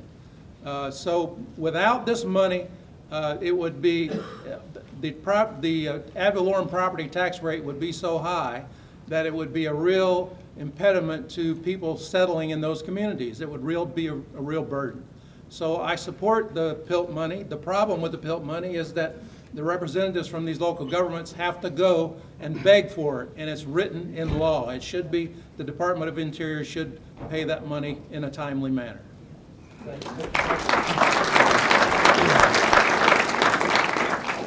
In terms of calculating, Stand up, please. Thank you. in terms of calculating what the cost of that land is, I think that's pretty straightforward. It should be a market-based solution. What would that land, what would a private person or persons have to pay to lease that land for 50 years, 100 years? And what the counties do with the money, I'd say that's up to the counties. As someone that's not a fan of government stealing your money, I'd like to see it offset property taxes or offset some other tax if possible. So I would fight for the counties and the people in our community. If that's money the federal government owes us, they shouldn't have to go fight on their own behalf. We should be able to advocate for them. Whichever one of us win, should be able to bundle together and go fight that fight, go to DC and get the money and save them, keep them in the district doing their jobs. This is a significant issue for those counties that are really affected. Some of them have a great deal of land that is federal government control. I pledge to you as your representative in Congress, I will always fight for everything for this district, whether it be the money that comes back, in this case, related to federal land or any other issue. The citizens of the 11th District are my #1 priority.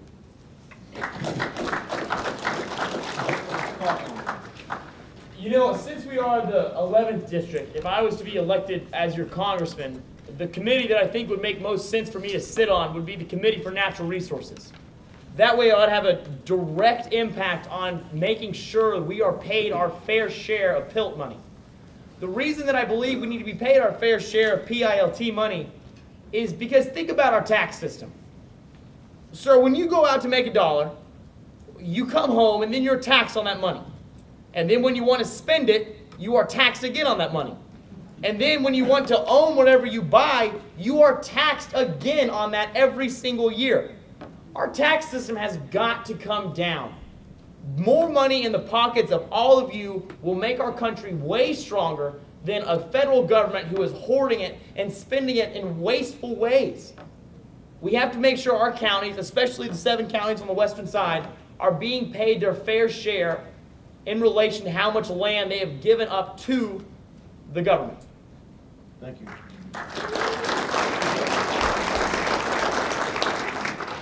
The next question is starts with Senator Davis. The Second Amendment to the United States Constitution is under assault. Throughout the country, there are jurisdictions that are attempting to collect weapons, notwithstanding the person's right to bear arms. What is your position regarding the continued viability of the Second Amendment and the attempt by these jurisdictions to invoke weapons bans or collect weapons from law-abiding citizens? And also your thoughts and feelings about the red flag law and the circumstances that have taken place recently in Virginia, our border state. The Second Amendment ends by stating the right of the people to keep and bear arms shall not be infringed, period. It doesn't have a comma, period. End of statement. Do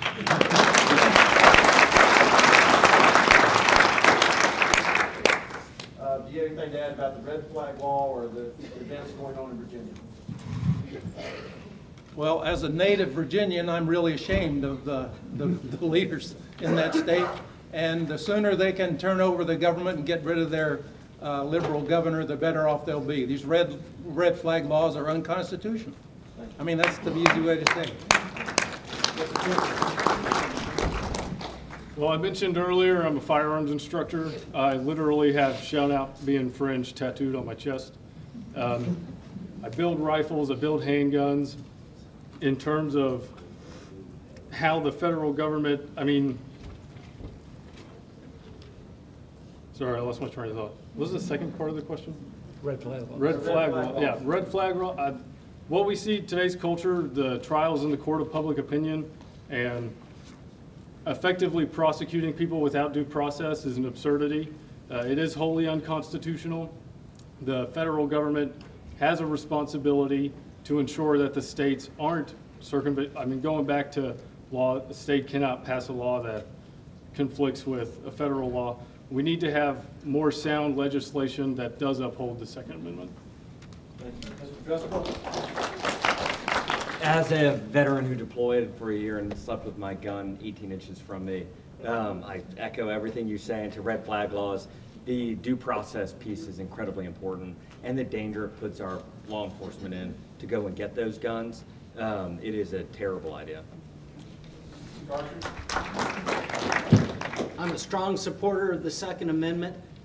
If we are not prosecuting people, felons in possession, for example, 75% of those never even get prosecuted, and they want new laws, I will be strongly supporting the Second Amendment rights.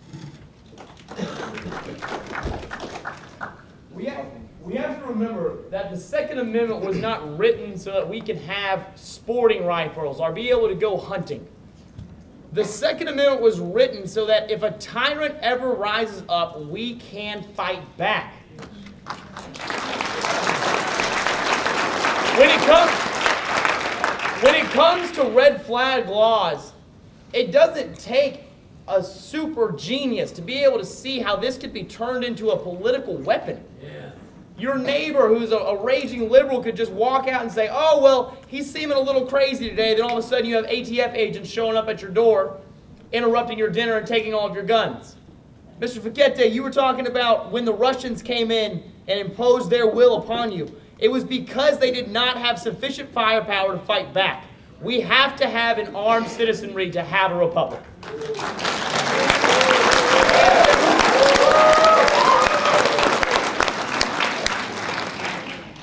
Mr. Patterson. I've been a gun owner since I was 6 years old.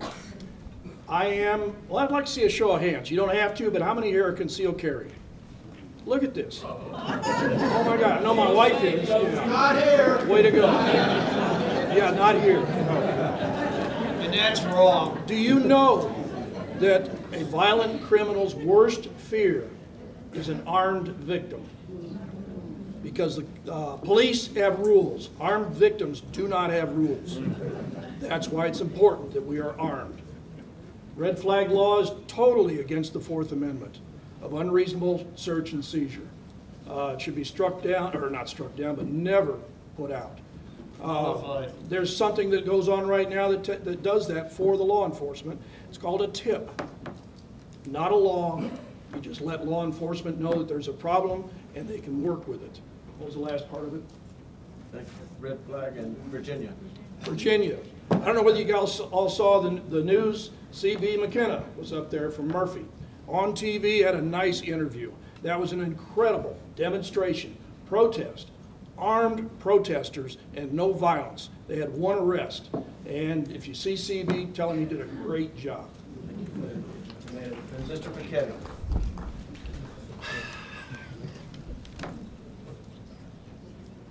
The judges would just, the point is, judges will stop your rights, but then they won't stop the rights of illegals and everybody who's against you.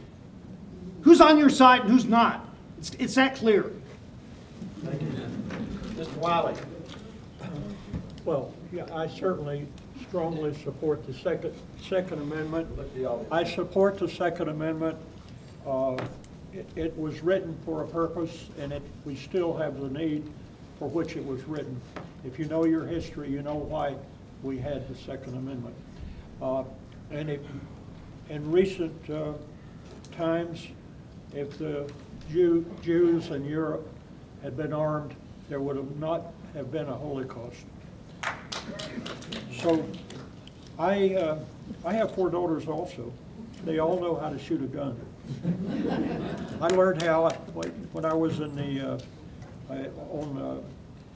exercise with the Marines in my Navy unit, and I was ordered to become certified with a pistol, and I became certified sharpshooter with a pistol. And I have used guns for bird hunting, so I think there's just no question that the red flag laws, what we have in background checks, should take care of that. Thank you. Mr. Osborne. As a native North Carolinian and a native of the mountains, I have a closet full of guns. I can challenge anybody to a squirrel skin contest here on the at the podium. Absolutely, the Second Amendment does not need to be touched. The red flag stuff is a bunch of crap, to put it bluntly. And I was also very proud of the protest in Virginia. I even saw folks with AR-15s reaching down, picking up trash off the street. Pretty cool. Mrs. Bennett. There will be no compromise on the Second Amendment. The Second Amendment protects all our other rights. If we lose the Second Amendment, we're probably going to lose our freedom of speech. We're going to lose our freedom of religion. We're going to lose our freedom across the board. Therefore, the Second Amendment cannot be compromised.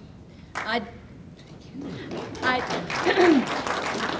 do conceal carry, and I suggest that everyone do it. It will create a safer society. 20,000 people assembled in Virginia. Many of them were carrying AR-15s in the crowd. Not one shot was fired. This issue is not about gun control. It's about people control. So when we talk about the weapons and the size of the magazine or the bump stock or whatever, that's not the real issue. You're being misled and to talk about that when really there's another much more important issue at stake. So Virginia was probably less about gun control and has taught us what the left has in mind, and that is gun confiscation. So I think my time is up, and I appreciate your time. Thank you. Thank you. Mr. Wiley, we're starting with you on the next question. Roe v. Wade remains the holding of the United States Supreme Court with respect to abortion. In 2020, what does Roe versus Wade mean to you? Unconstitutional. Stand up, please. I am Roe versus Wade is the legalization of abortion, and that should never have been implemented. I believe that life begins at conception, and that the sanctity of life is one of the probably the most important value we can hold as citizens. Thank you. Mr. Ficetti. We're allowing our children to be killed that may grow up to save and change the world. We're killing generations of people, not just the ones that died, but then their children, their children. Simple. I'm sorry, you can't. It's a real simple situation. You're killing people. Thank you. Mr. Patterson. CDC reported in 1972 that 39 young women died of illegal abortions, and that's tragic. But since 1970, over 46 million abortions have taken place based on those 39 that were used to pass Roe v. Wade. The Supreme Court knows that if we determine when life begins, that is when the abortion will stop. And that's why there is no determination as to when life begins. If we can determine that, we can stop the millions of lives being sacrificed, these children. Less than 0.3% of the abortions that take place are of children 15 and younger.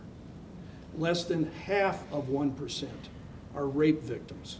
And yet this is what you hear over and over. If we change that law, all women are going to suffer. And that is just not the case.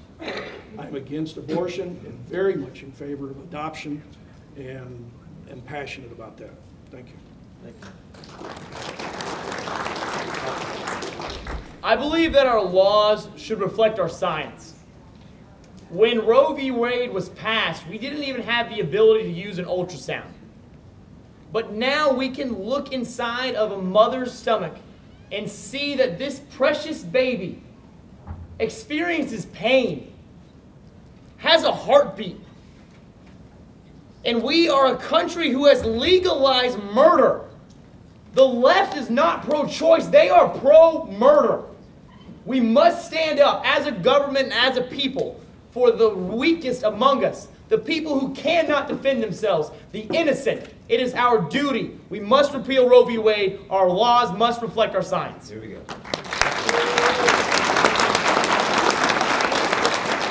Mr. Archer? I'm unapologetically pro-life. We're made in God's image from the moment of conception, but also pro-life till our last breath when He takes us home. As a father of a 4-year-old and a 2-year-old, I can't imagine being anything but pro-life. And then to what it means today, I think this is why conservative judges are so important, and this is why what President Trump has done stands out for his last 3 years. I too am pro-life, probably like everyone on this stage. I think that Roe v. Wade actually is a pretty weak ruling on its face and is ripe for a challenge because it doesn't, the way it's written, it actually guarantees a quote-unquote right to privacy, which is how it's quote-unquote constitutional, which if to a reasonable person that makes no sense. And with the Supreme Court appointments that President Trump has been able to get through, if we can get a challenge all the way to the Supreme Court, there's a pretty good chance that it can be overturned.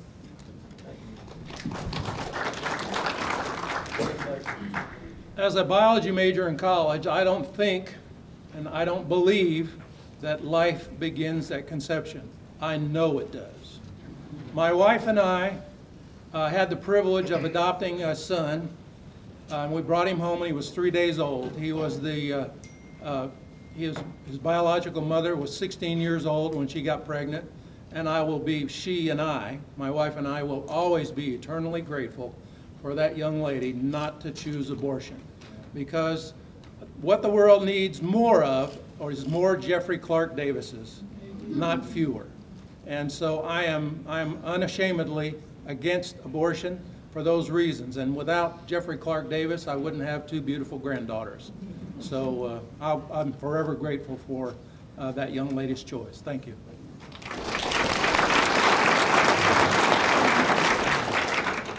Today, before we came here, there was a group of people out in front of Planned Parenthood that a couple of us joined them, and they were praying for the unborn.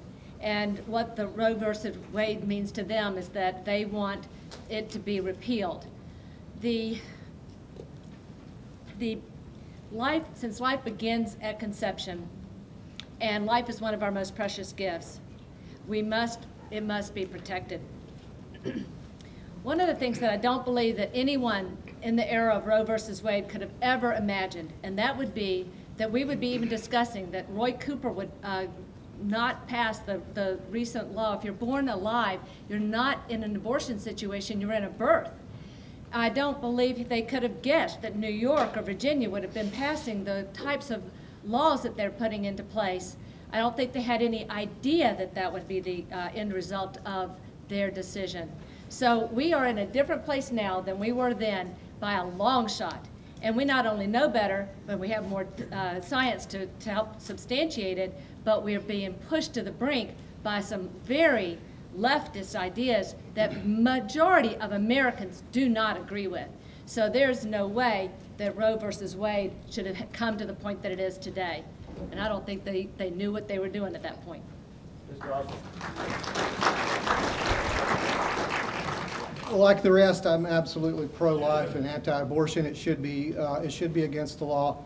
There's a bigger issue, though, and I think this whole Roe v. Wade thing was just a symptom of a bigger issue. And that bigger issue is something I refer to as ego, not the kind of ego that we all know and think about. My ego is edge God out, and that's what's been happening now for too many years. So when you edge God out, which is what's happening with abortion, you create a situation where government has to be bigger.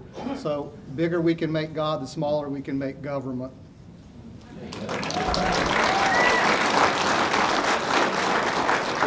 Our next question starts with Mr. Gentry. It's on the area of trade. President Trump has aggressively sought to alter the trade imbalances of the United States versus foreign countries. In doing so, he's implemented a tariff program which has resulted in imposition of tariffs on a number of imported goods. What is your position regarding the use of tariffs? Do you believe the program has benefited the average Western North Carolina resident? Who's up first? Me? Well, this is very complicated because of how long we've been trading with other countries. As a personally somewhat libertarian-leaning person, I'm not a big fan of tariffs, but in the same vein, I'm also not a big fan of putting our labor in direct competition with very inexpensive labor overseas. So I think President Trump's intentions are correct. There's short-term pain from that several industries are experiencing. Part of the issue is there are just so many different industries that are subject to importing different goods and raw materials or even produced goods. So on balance, on net, I think it's a worthwhile policy. I think we just have to recognize that, yes, there will be some short-term pain that we have to deal with. Thank you. Mr. Kennedy? Excuse me, Mr. Driscoll. I stand with President Trump passing USMCA as kind of a default. I think the free market model works. The United States has been taken advantage of, and he's been battling to kind of level the playing field. And so I stand totally behind him on that. Sergeant? President Trump is a negotiator. He is going out and he has taken it to China, and it has benefited the United States. I'm a believer in free trade, but it's got to be fair trade, and that is what he is demanding, and he is getting.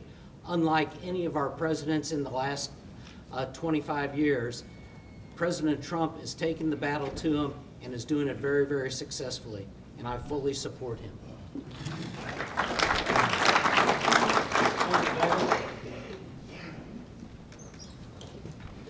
I stand with my fellow panelists. I think they've hit the nail on the head. I too am a free trader, but we've got to have fair trade. So I'm against tariffs, but if it gets China in line with the rest of the world, then I'm all for it.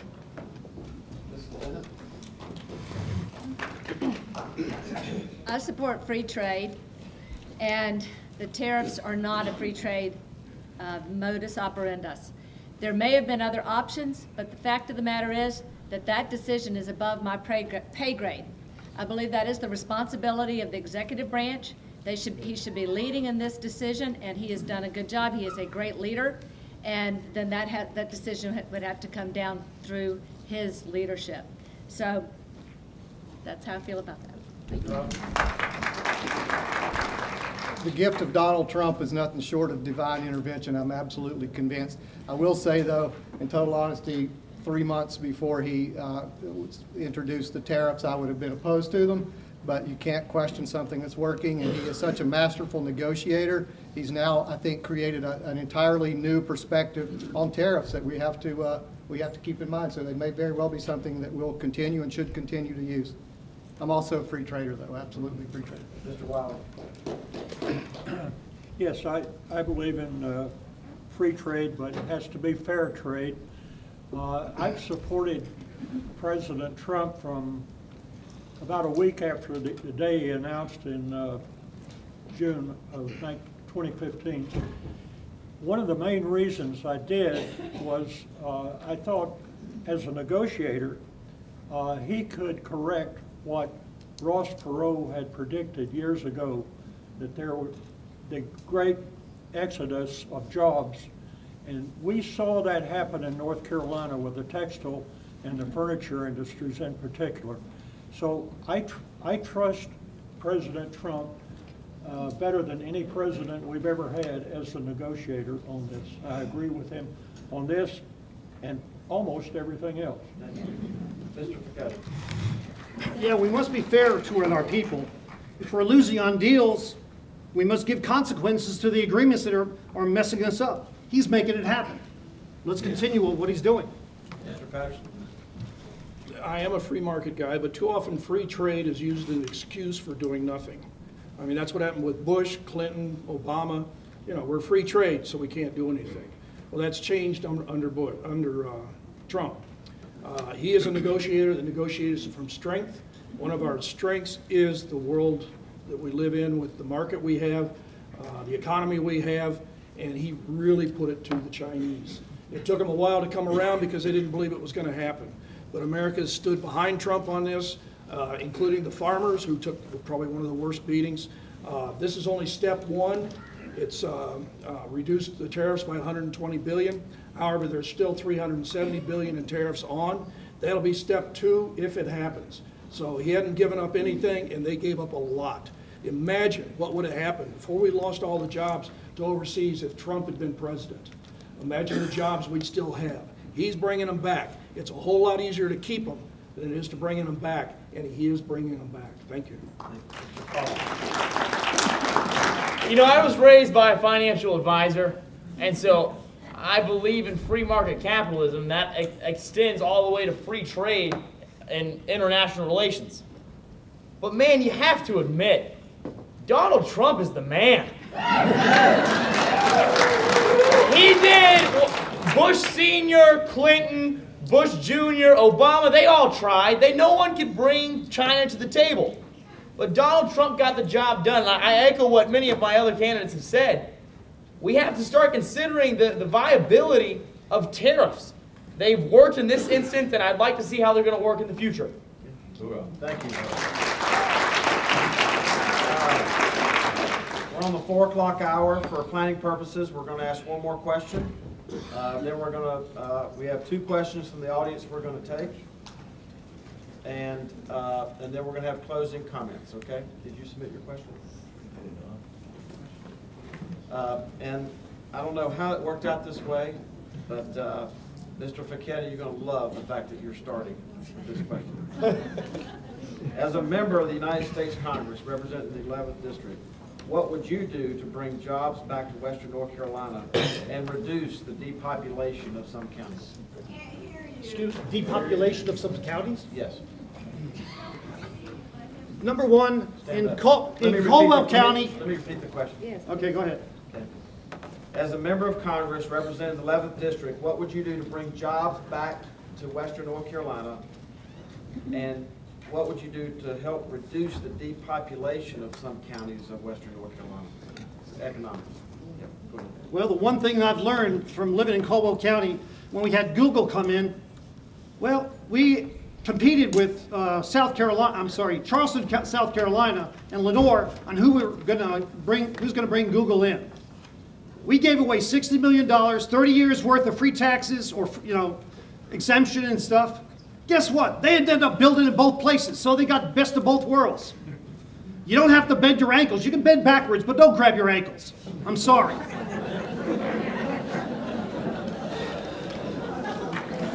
I love this guy.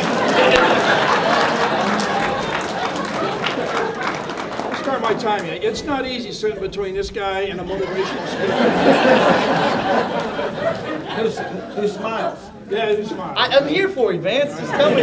Point at me. And the question is, how to bring jobs back to Western North Carolina. And try to make your answers quick because we're losing some of the audience, and I want to give everybody an opportunity to make their closing remarks. Absolutely. Back in 2012, I said jobs were coming back. And the fact that we didn't have to wait for prosperity, it is happening around the country. It should have been happening here in Western North Carolina. One of the keys to it is trained employees. We need to make sure we've got people trained in the crafts, in skills, in trades, and in tech to make sure they can fill those jobs as we bring them back. I personally have tried to find brick masons and stone masons here in Western North Carolina to put in our charters or freedom settings, and it is impossible to find a stone mason. We're having to bring one in from Fayetteville to get some of our work done. So we need training in these trades and crafts. Once we get this, we can bring the jobs in to fill those needs, and I can do that. Yes, sir. Mr. Kaufman. This is a quick one. The free market. Remove regulations, get the government out of the way, and the free market will figure it out. Mr. Wiley. Mr. Wiley. Yes. Well, I think that's a good statement, to get government out of the way and the free market will do it.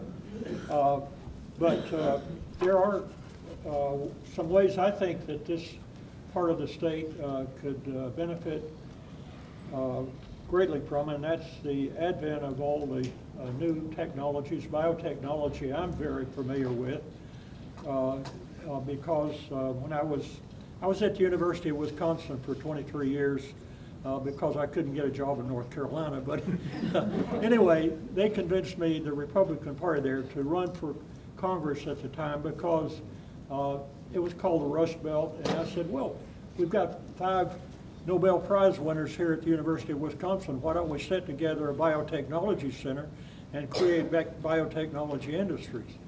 And that, so Governor Thompson eventually appointed me to his council on Governor's Council on Biotechnology, where I learned quite a bit on how to set up new biotechnology industries. I used that when I came to East Carolina University as head of their cancer center. We could not find technologists in several areas of medical practice, and so we went to Pitt Community Hospital and created technology programs to provide these people.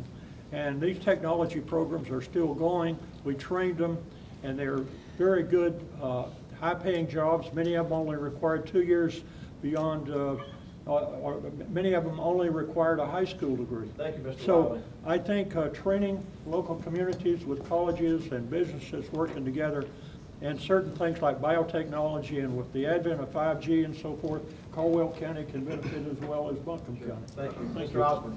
Yeah, real quickly, as a lifelong business owner, I've never had any choice but to create jobs. I know how to do it, so I think I'm uniquely qualified to be able to bring that expertise here. Thank you, Mrs. Bennett. Small businesses are the great job generator. They generate more business than, more new jobs than any other level of business. So reducing regulations, lowering taxes, and make it simpler for the people to be able to engage with less restrictions on all types of government and entities, the alphabet soup that we have to deal with. So small business is our job generator in Western North Carolina. Thank you. I've got 2 examples that I was involved in as a state senator. One, this is government money. We gave Evergreen Packaging, which has a payroll of about $92 million a year, $250 million economic impact in Western North Carolina. We gave them $2 million a year over 6 years, total of $12 million from a JMAC grant. But the reason for giving them that money is that help offset $50 million of environmental regulations that they had to deal with. And we preserved those jobs. A better example I have is I sponsored legislation to expand the gaming to live dealers in Cherokee. And that added about $100 million to their revenue. Some of the best paying jobs with the best benefits in the state are found on the gaming facility. I also sponsored legislation to expand their gaming facility to a total of 3 casinos. They built a second casino. They hired 1,000 people at that. So I have a record of creating jobs by helping the government offset regulations, but also getting out of the way and allowing the Eastern Band to do their thing. I don't think the federal government should have a role in job creation. I'm not a big fan of people promising that as any sort of government representative they can do that. The one thing they can do is get out of the way, reduce regulation, and reduce the tax burden. And I think we should probably stop guaranteeing loans for liberal arts degrees. And if we're going to sponsor anything, sponsor trade schools and tech schools.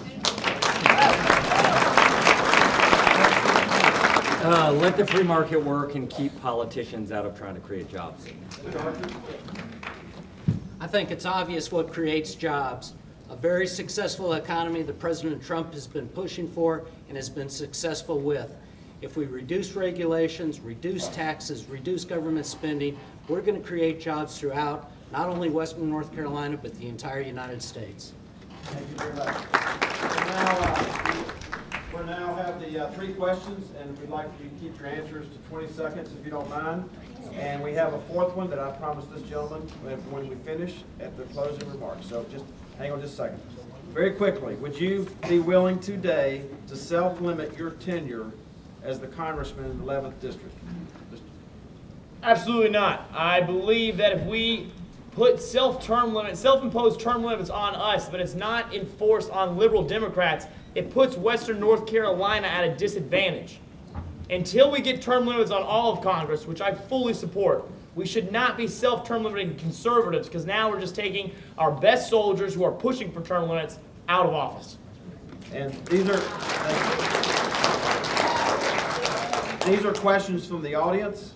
So we've got 3 questions, and I want to get you an opportunity, and then we'll have closing statements.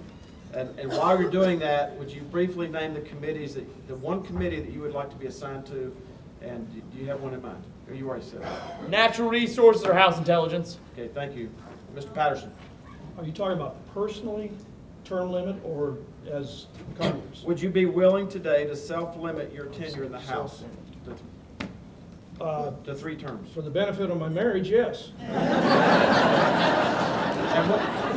And what committees? Oversight and small business, money and banking. Good, thank you.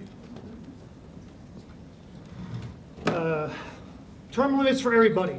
Level playing field. Sorry. Level playing field, term limits to everybody. I want to be on finance. Thank you. Yes, at my Stand age. up, please, and look at the audience. At my age, 2, maybe 3 terms. Mr. Osborne. Yes, I'll sign a term limit pledge. It's where a lot of the corruption and the things we have now with this established entrenchment happens when you're at the behest of lobbyists for too many years. In terms of committees, appropriation, by all means, I want to make sure we stop spending your money on frivolous things.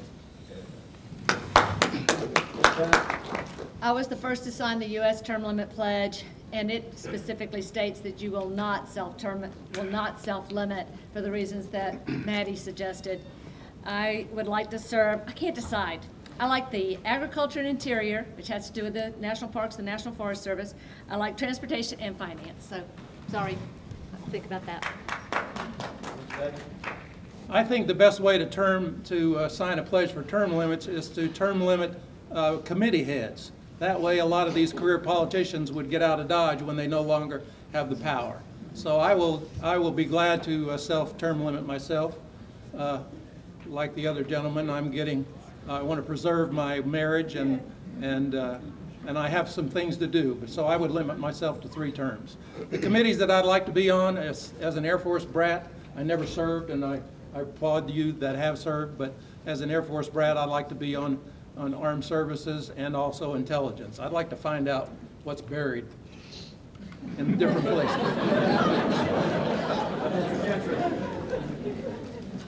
Term limit, the number 1 committee. Yeah, so personally, I always thought 4 terms for Congress. I didn't realize 3 was the standard. But personally, I would commit to term limit myself. To be perfectly honest, I don't know that I could make it that long anyway. And he stole my committees. I'd like to be on armed service and intelligence. Mr. Driscoll. I support term limit legislation and armed services and finance. Mr. Arthur. I support the concept of term limits, but it's got to be an even playing field. We can't let the politicians stay up there while the hardworking, self-employed people come home after 3 terms.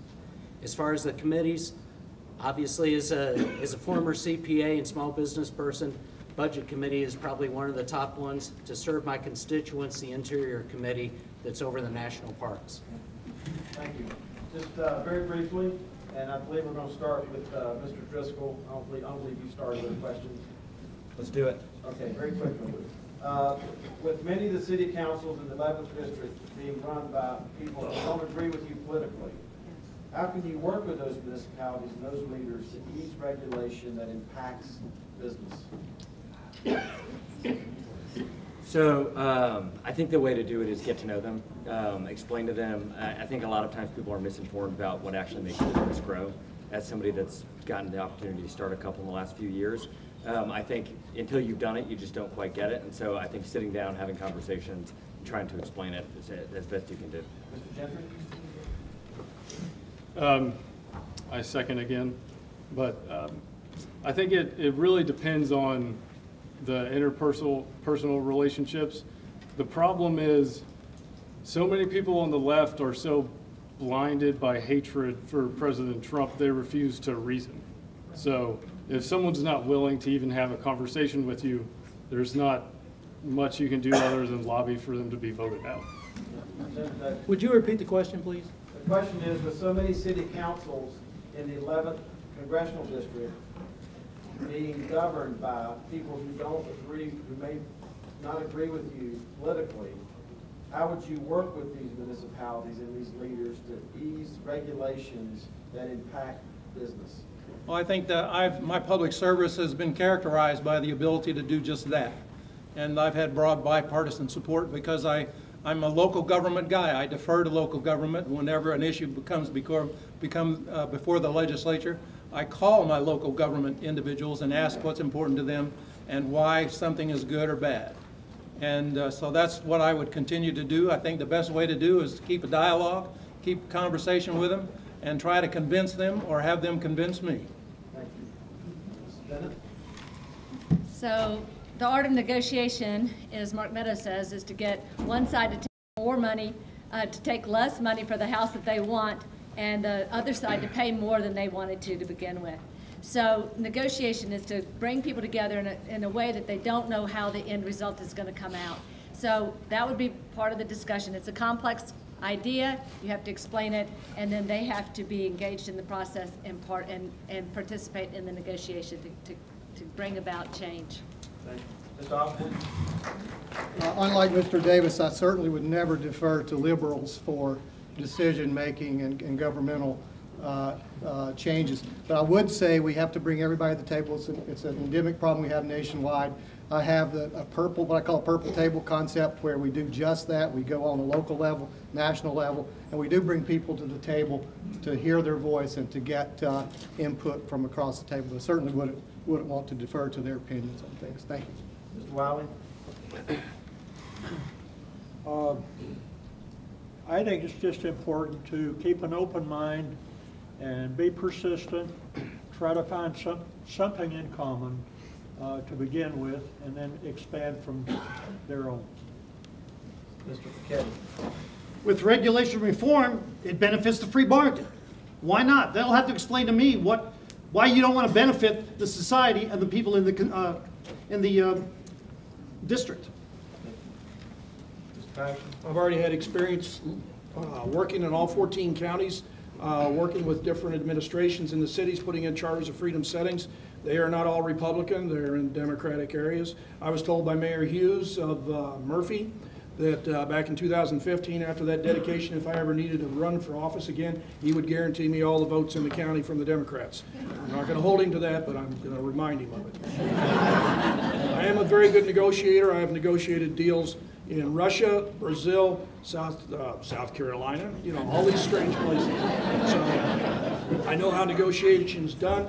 I know what Trump is doing, and I would apply the same tactics to Western North Carolina. Thank you, Mr. Kaufman.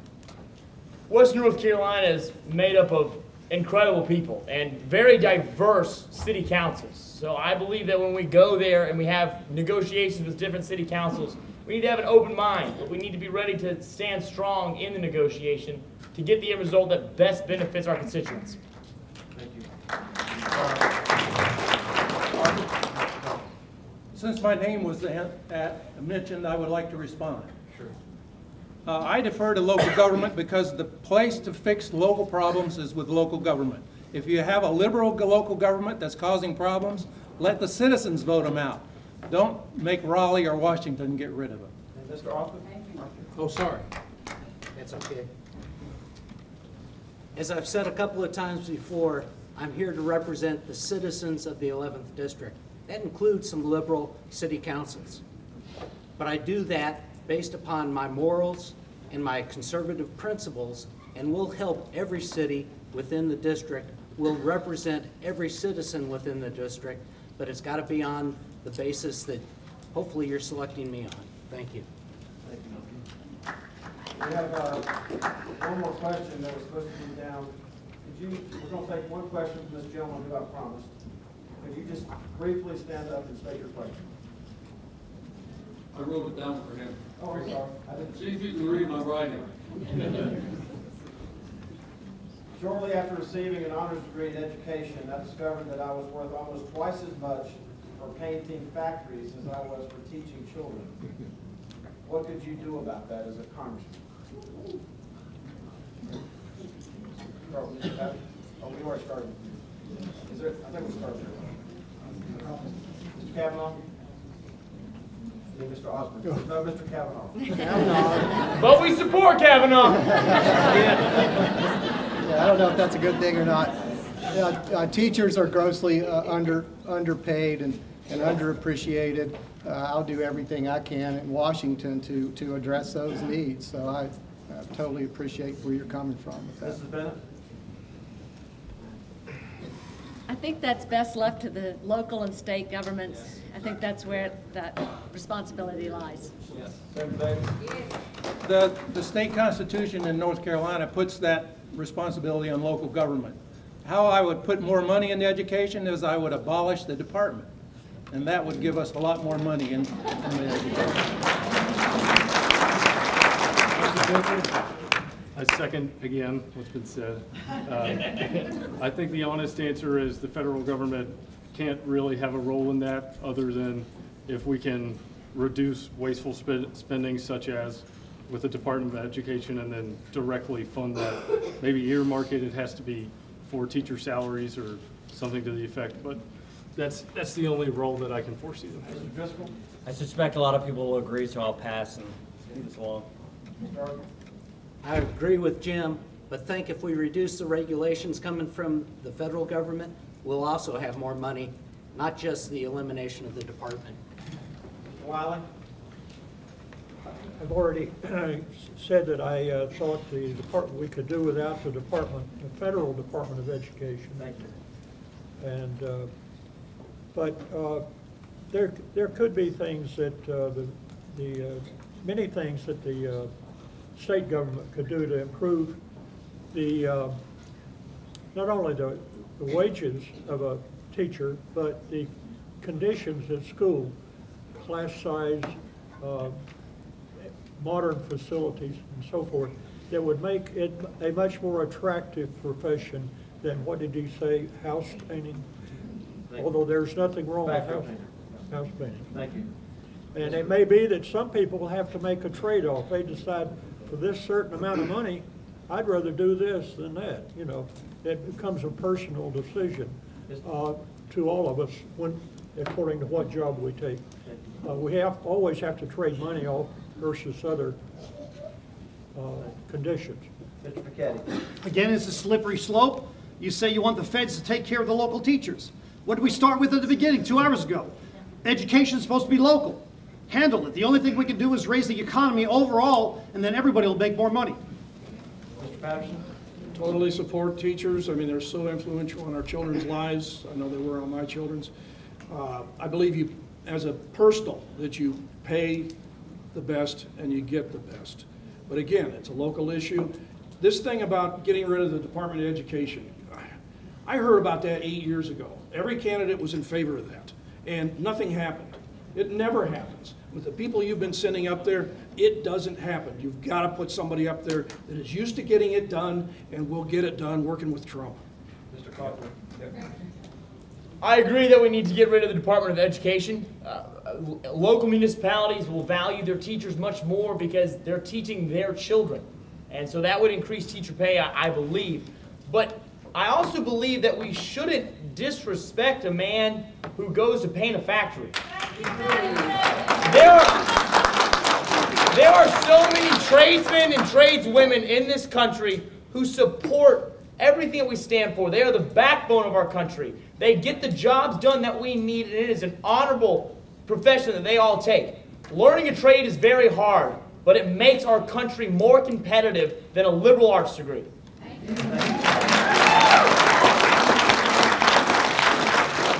We'll now go with our closing arguments. If you can keep closing, please. Thank you. Everybody's doing the best we can without mics. Thank you for understanding. If you could reserve your comments to 1 minute in closing. I just want to thank there's a lot of elected officials in the audience, and also want to thank the families of these participants and candidates. Let's give the families of all these folks a big round of applause.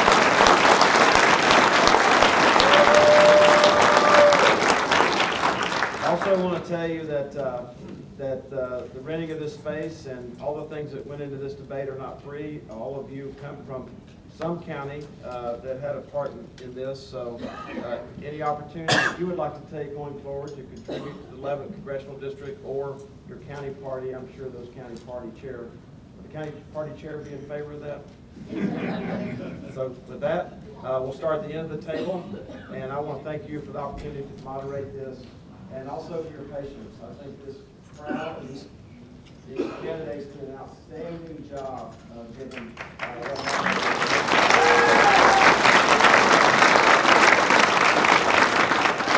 return the podium back over Mr. Woodard, but we'll start with our closing remarks. Thank you.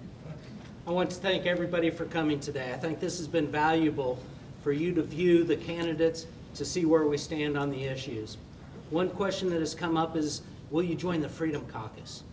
Well, that isn't something that you sign up for. That's something that you're invited to. I've talked to Jim Jordan. I've known Mark Meadows for a long time. I would anticipate that they would extend that invitation to me. We've got a great country. We've got a lot of enthusiasm. We're going to see President Trump reelected by a landslide. We're going to retake the House and send Nancy Pelosi packing. We are going to strengthen our economy, drive jobs into our district, and I love America. Thank you. As somebody who was raised by this mountain community, who met my wife in high school and now has 2 kids, I care deeply about the future of our country. Military experience and experience as a small business owner, I hope to go to DC and fight for you, keep us safe, create jobs, and keep government where it shouldn't be.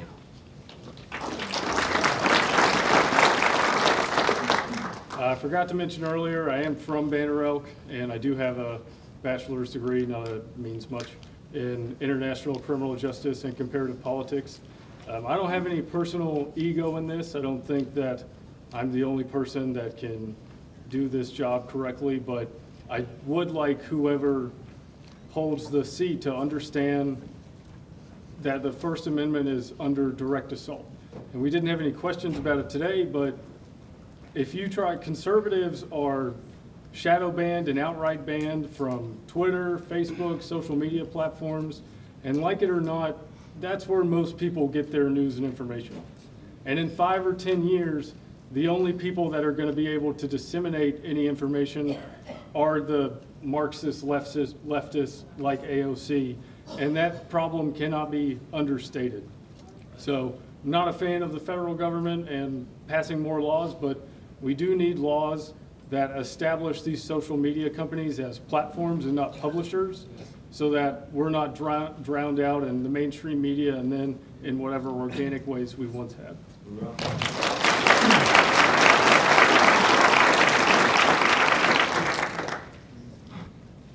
I guess my wife Judy and I moved to Franklin, North Carolina when we'd only been married for a year and a half. That was 45 years ago. We raised our 2 sons there. We now have a daughter-in-law and 2 granddaughters that I'm very proud of. And I'm still a practicing orthodontist. I'm a great believer in citizen legislators, those people who bring their limited talent and time to public good and serve the public. That's been the hallmark of my public service. I'm very privileged to be a county commissioner for 10 years and in the state senate now for 9 years. I've been involved in getting government out of the way to create jobs. I supported law enforcement. I've fought the opioid epidemic, and I've done a lot of other things that I don't have time to mention. So I thank you. I want to take that same fight to serve the citizens of North Carolina. The greatest honor that I've ever had, other than being a father, a husband, and a grandfather, is serving the citizens of Western North Carolina. I'd like to continue that service in the U.S. Congress. I appreciate your support.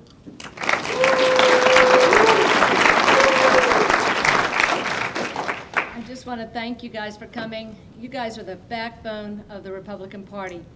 I want you to know that I'm going to take my backbone with me when I go to Washington, D.C. My faith in the Lord is the source of my strength. I want you to know that I'm going to join the Freedom Caucus on day 1. I've never wavered. I'm not going to flip. I stated from the beginning I was going to join the Freedom Caucus. And that was before it started to poll well. I am a Trump supporter, support the Second Amendment. I'm pro-life. I believe that our, I want to join you in thanking our veterans, our military, our law enforcement for all that they do. And I want to ask you to send me to Congress. I'm a fighter. President Trump is counting on you to send a fighter to Washington, D.C. to stand with him in these tough times. I'm Linda Bennett, and I want to be the first Congresswoman from Western North Carolina.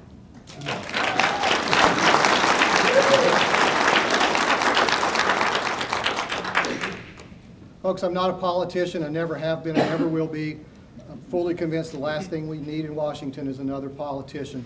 My favorite president of all time is Calvin Coolidge. I don't know if y'all know, but when Coolidge, before he went in, he said, "We already have enough laws. I'll never sign one." And he didn't sign too many. So I hope I can live up to that as well. But the last thing we need is another politician. What we do need, though, are more Trump-like business owners who have experience in negotiating deals, who have experience in getting things done, who don't need to be beholden to any political party, not beholden to any caucus. We need someone who will caucus for you, the people, because it just hasn't happened, folks, in so many years. So looking forward to that. I'm a fighter. All I want at the end of the day is to be a hero to you and to your children, and I mean that as a promise, and I know you'll hold me to it. I ask you, I hope that I'm earning your vote and your respect. Thank you also for sitting here for so long. God bless you, God bless America, and have a great day.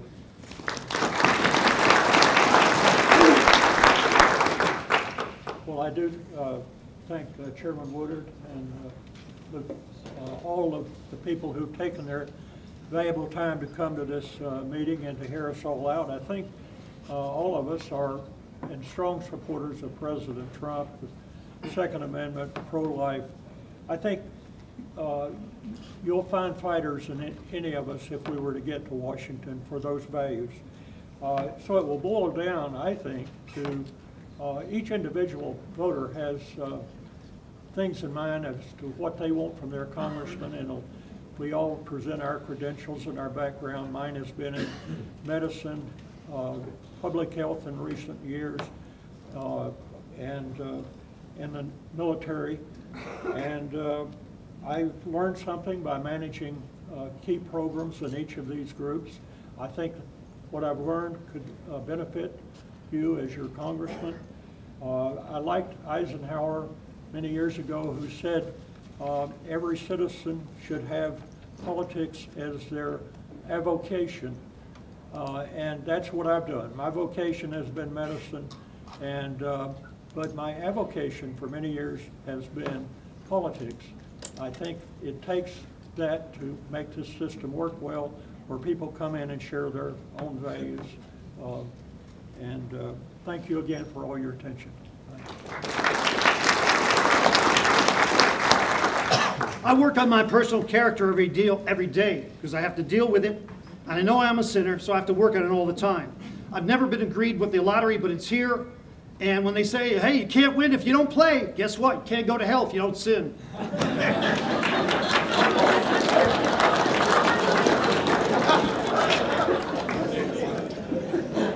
I am so proud of you all for being here this afternoon and sitting this. This is really important. Not that we try to defeat each other in this primary, but that we begin preparing ourselves for that liberal agenda that's going to be coming at us this fall. I've looked at the Democrat candidates. They're not going to run a socialist like they did against Mark Meadows. They're going to run a left of center moderate, similar to Heath Shuler, if you remember Heath Shuler. You need to pick a candidate from our party who will make sure this stays a Republican district. Also, you need to pick one who's going to work with President Trump up in committee to make sure the committee agenda moves forward so he can get his legislation passed. I will be that congressional authority on President Trump's business. Now, not long ago, fantasy football finished up. My wife finished second in our league. I'm not going to tell you how I finished. But imagine, if you will, fantasy politics. You have a draft choice to make. There are two candidates. One is Vice President Pence, professional politician, really good at what he does, and a really great guy. The other is Donald Trump, serial entrepreneur, visionary, successful businessman. Which do you think is going to be the best in Washington to advance our needs? You've got a choice to make.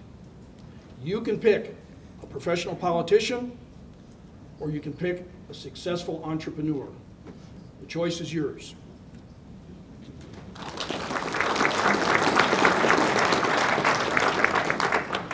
I'm going to get right down to business. Every single one of us is a fighter. We all believe in Trump. We're all pro-life. We all love our guns. But we need to come to reality, come to grips with the new reality of District 11. Asheville is now in this seat. We have an island of blue and a sea of red. In order to keep this seat in the Republican column, we need to pick a candidate who is a very strong conservative, but can also reach young, undecided voters in urban Buncombe County.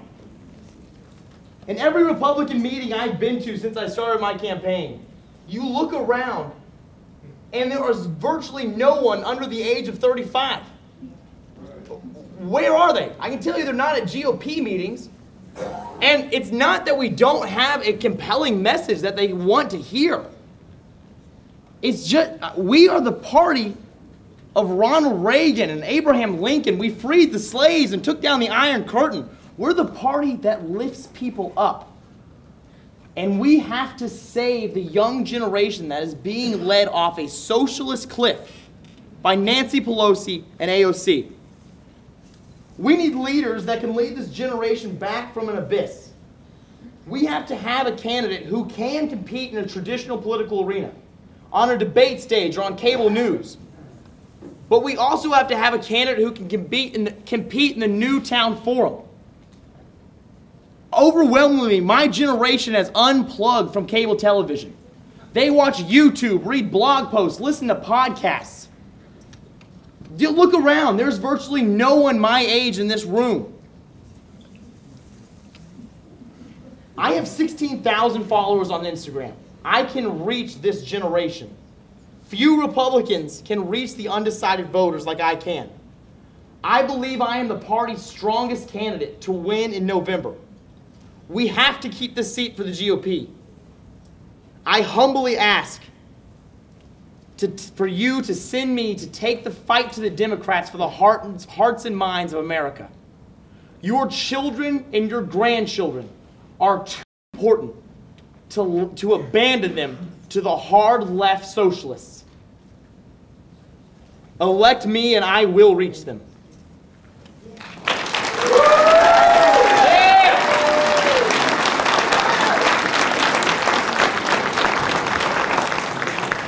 And I did it all in 30 seconds. You're welcome.